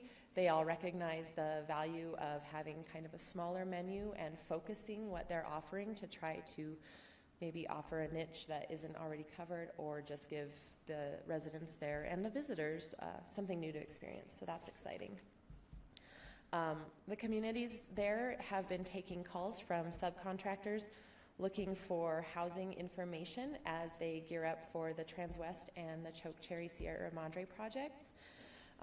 Both Saratoga and Encampment have opened up their books, decided to look at how they streamline process for new development, what their ordinances are for housing, what their fee structures look like, anything that they can do to try to help forward the project by offering housing or figuring out a way to solve some of the housing problems that they foresee with these projects. Because along with that, Sinclair is actually gearing up for a turnaround in 2018, which they suspect will bring well over 1,000 workers over the course of 18 months in and out of that area. So those will also require some sort of housing solution. Laramie County is working on, there's a lot of collaboration going on in Laramie County, and I think that's exciting. Laramie County recognizes the value of everybody coming together to work on projects. Leeds worked with NCAR, the University of Wyoming, as well as the University of California, San Diego, to submit a joint proposal for another federally funded supercomputer here. They anticipate that decision in mid to late 2018. Those sometimes take time, but a good collaborative effort and a good exercise for all of them. We are hopeful that the Air Force will select a contractor for their enhanced use lease project to develop 72 acres near Warren Air Force Base by the end of December. Again, that's a federal process, so if that happens, we will all be very excited. But nevertheless, early in 2018, we should have a contractor there and hopefully identify what the project might look like for that enhanced use lease and what we will be seeing potentially housing and retail development just west of Cheyenne. 2018, the county-wide community plan will be completed for Laramie County, another collaborative effort that has brought together the Chamber, Cheyenne Leads, Main Street, the city, the county, LCCC, other stakeholders in the community to get together, address community development as far as sort of that middle line, infrastructure, workforce, quality of life, what needs to be done on a community level to help strengthen that pillar of our economic development. And also exciting, west of town, Microsoft has gone out to bid for infrastructure for their next expansion. So they are currently working on CYS 03. CYS is their code. That's what we call them all. So we have 1, 2, and 4 done, and 3 is actually in process. It will be done mid to late 2018, and then they are breaking ground, hopefully, for sections 5 and 6 closer to the end of 2018. So, lots of exciting things. Does anybody have any questions? Yes, Mr. Sir, can you comment on the current status of Wyotech? Oh, I was afraid you were going to ask me that. Several of us have been over to Wyotech. We had the opportunity to tour the facility. For those of you who may not know, Wyotech announced, not specifically Wyotech, but Zenith colleges announced that they were going to be closing all 20 of the 23 of their educational facilities throughout the country, Wyotech in Laramie being one of those. Unfortunately for Wyotech, it comes down to Zenith's mission changing, not an underperformance by Wyotech or any sort of disappointment in what they have offered. But we have had the opportunity to meet with them. They have brought the local management team at Wyotech has asked partners from all over Cheyenne and Laramie to come and talk about what the potential is for that project. We are hopeful, I think all of us locally are hopeful that we can come to an agreement with Zenith Colleges. Wyotech has some fantastic assets as well there to offer, besides just the asset that they are to the community. So while we don't have any for sures, we are actually hoping that the Zenith College folks will come to Laramie sometime in the next, I would say, month or 6 to 6 weeks, and perhaps bring those stakeholders back together to talk about what their vision is for disposing of that asset, and then figure out how we as a community, education-wise and as well as economic development, can come together and sort of figure out what the next steps are going to be. Thank you. Anything else? All right, thank you. Thank you, Heather.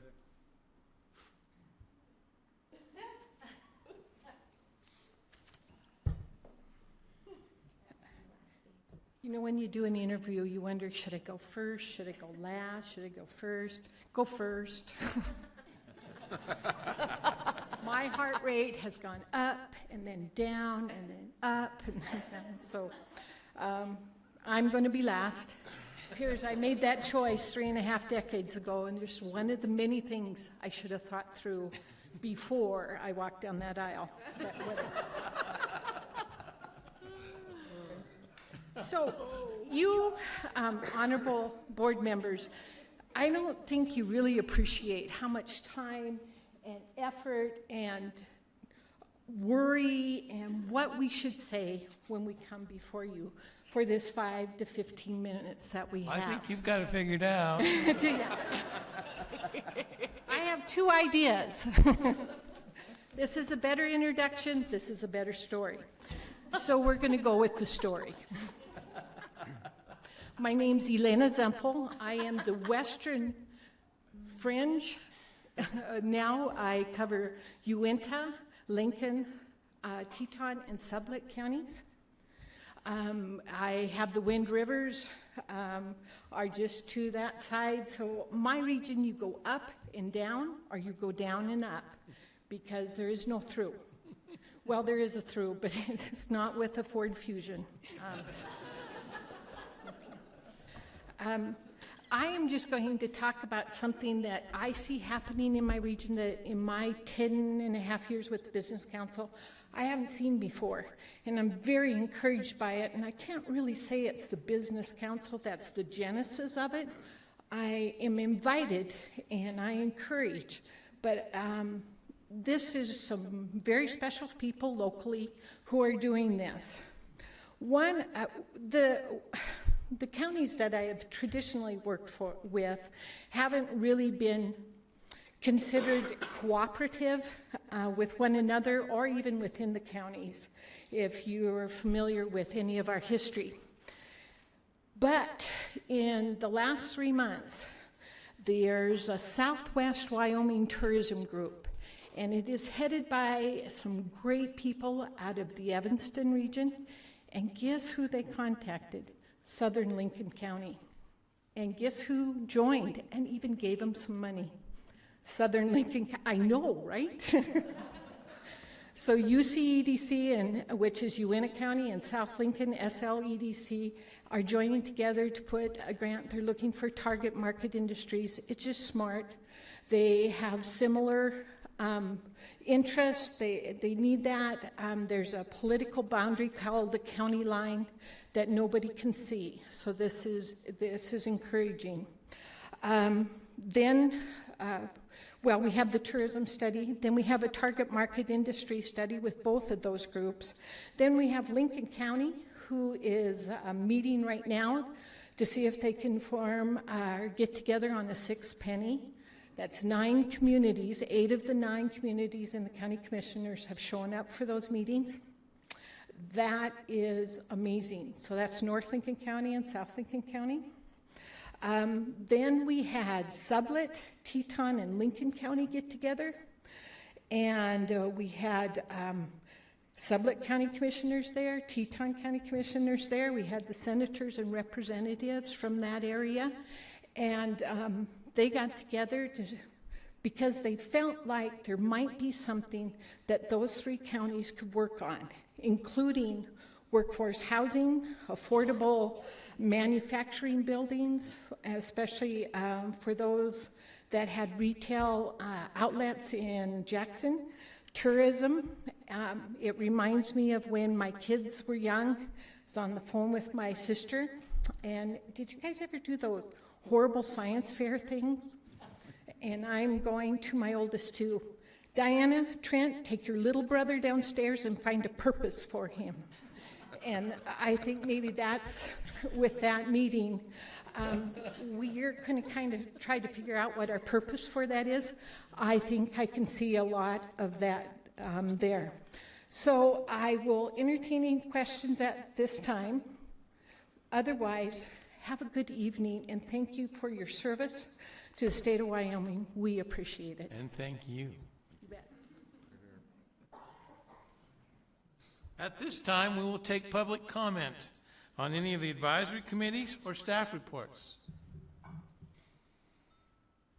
Questions, comments? Anyone? Hearing none. This is kind of a sad thing for me. It's time for Sean and I to recognize a couple of our board members who will be leaving us very soon. Very special gentlemen, Mike Sullivan and Jay Anderson. Your service has been exemplary. You're both the kind of board members that we always look for. You're not afraid to ask the tough questions. You show up, you dig in deep, and guys, professionally and personally, we are really going to miss you. Sean, I'm going to turn it over to you. Thank you, Mr. Co-Chair. We have a recognition for each of you from Governor Meade, and I would like to read the note he's presented.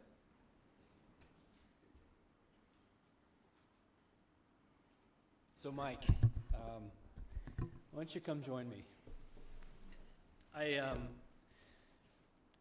Personally, I've very much enjoyed getting to know Mike.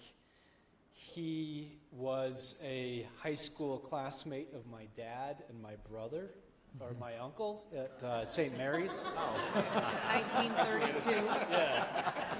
My dad and his brother. So I not only get to hear how excited Mike is to travel around the state and experience Wyoming's really interesting small communities, but I get to hear some really killer stories about my dad and uncle that I can go and embarrass them with. So it's been my pleasure to work with you, Mike. Governor Meade writes, Dear Mike, thank you for your service on the Wyoming Business Council Board of Directors. As a WBC board member, you have been diligent in your work, getting to know Wyoming communities and businesses, making insightful decisions, and moving ahead opportunities for developing our great localities and main streets. Your work and participation in the process makes Wyoming stronger and helps secure the future. I appreciate your friendship and being neighbors all these years. Thank you again for serving the state. Sincerely, Matthew H. Meade, Governor. Thank you, Sean. Make sure you get my good side, Andy.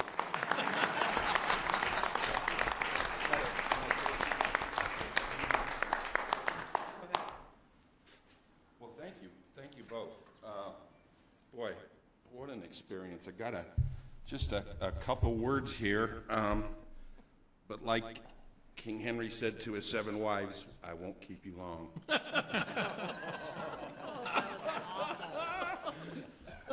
Gotcha.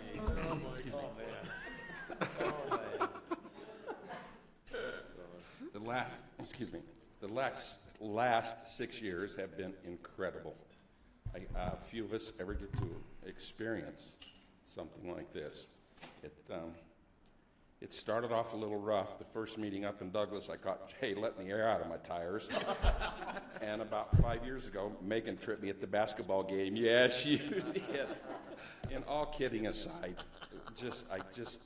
I can't tell you the places we've got to go, people we've got to meet, the projects we've worked on. Unbelievable. Sean, you're to be congratulated, excuse me, for assembling just a great group of people, a staff. It's just, it's just totally professional, totally dedicated. The last 6 years, I can't recall one meeting where you've been unprepared, unprofessional, and not once was a question ever asked that you couldn't answer. How impressive. You just do so much for so many.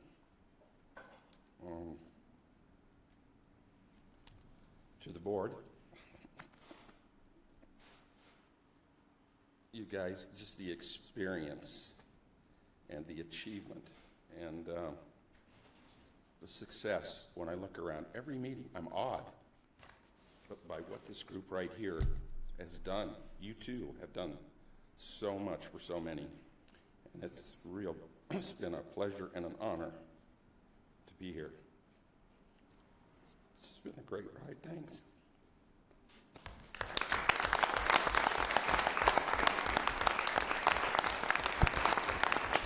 Sorry. Thank you. Thanks, Mike.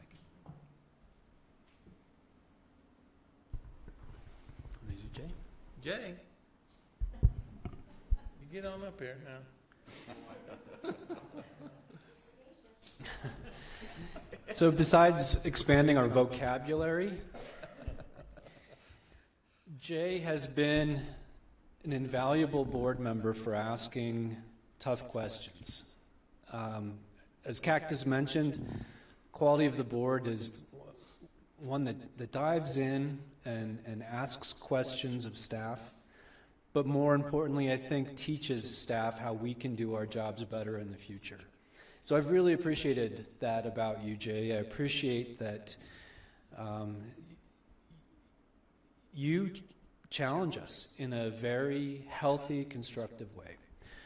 I also very much appreciate that from Jay, he's included me in different emails that he sends out about his company and about things going on in his profession.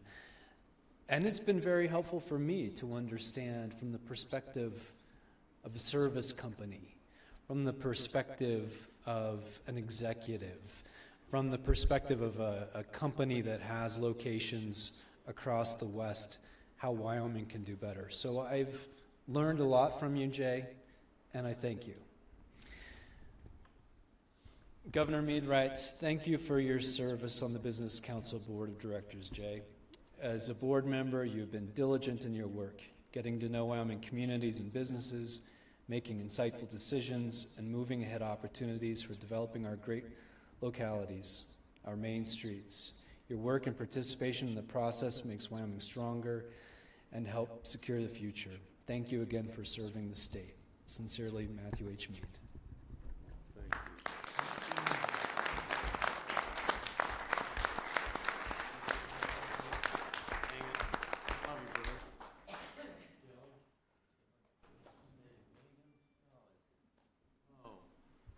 This is a bittersweet experience, as my esteemed colleague so well articulated, and I wished I did take the air out of your tires. You know good.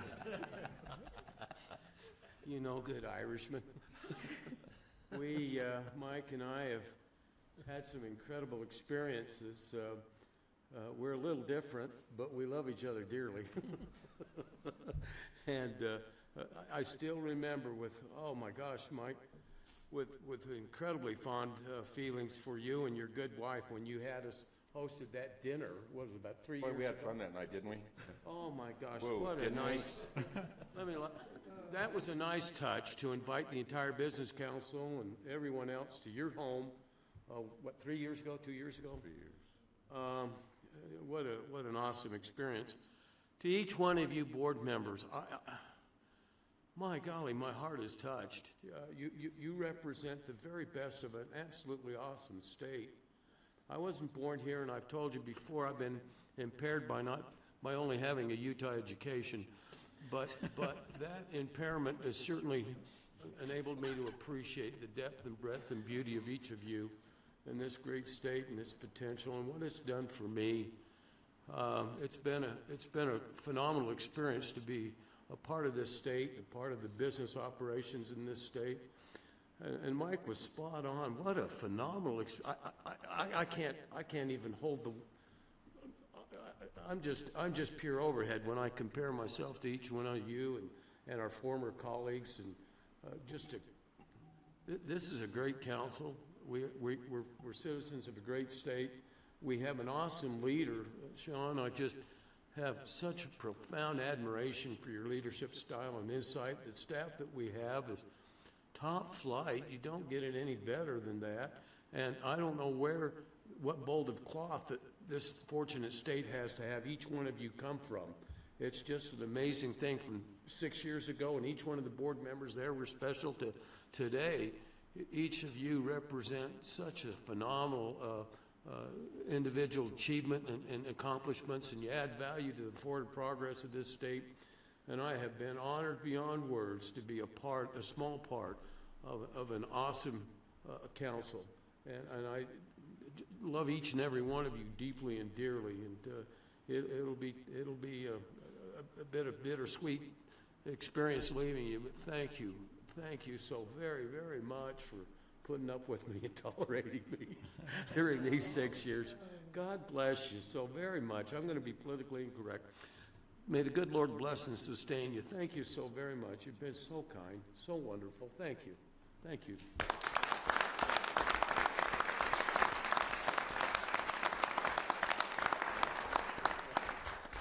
Oh, boy. Gentlemen, we have enjoyed your friendship. Your service to the state of Wyoming, to the Business Council, has been immense, and the governor will have quite a time trying to fill your shoes. Thank you. Without doubt. Without a doubt. That being said, that kind of concludes our agenda for today. We have a busy day tomorrow. Please be reminded we need to be here at 8:15 for pictures. Oh, gosh. And we will convene the meeting at 8:30 promptly. We have much to do. So thank you for your efforts today. Staff, with regards to all of the reports and everything today, thank you for that small snapshot of what you do. We are in awe of all the work that you do and all the things that you've accomplished. Thank you for including us more in what you do and keeping us informed. And that being said, have a wonderful evening. We'll see you all tomorrow. What a class act.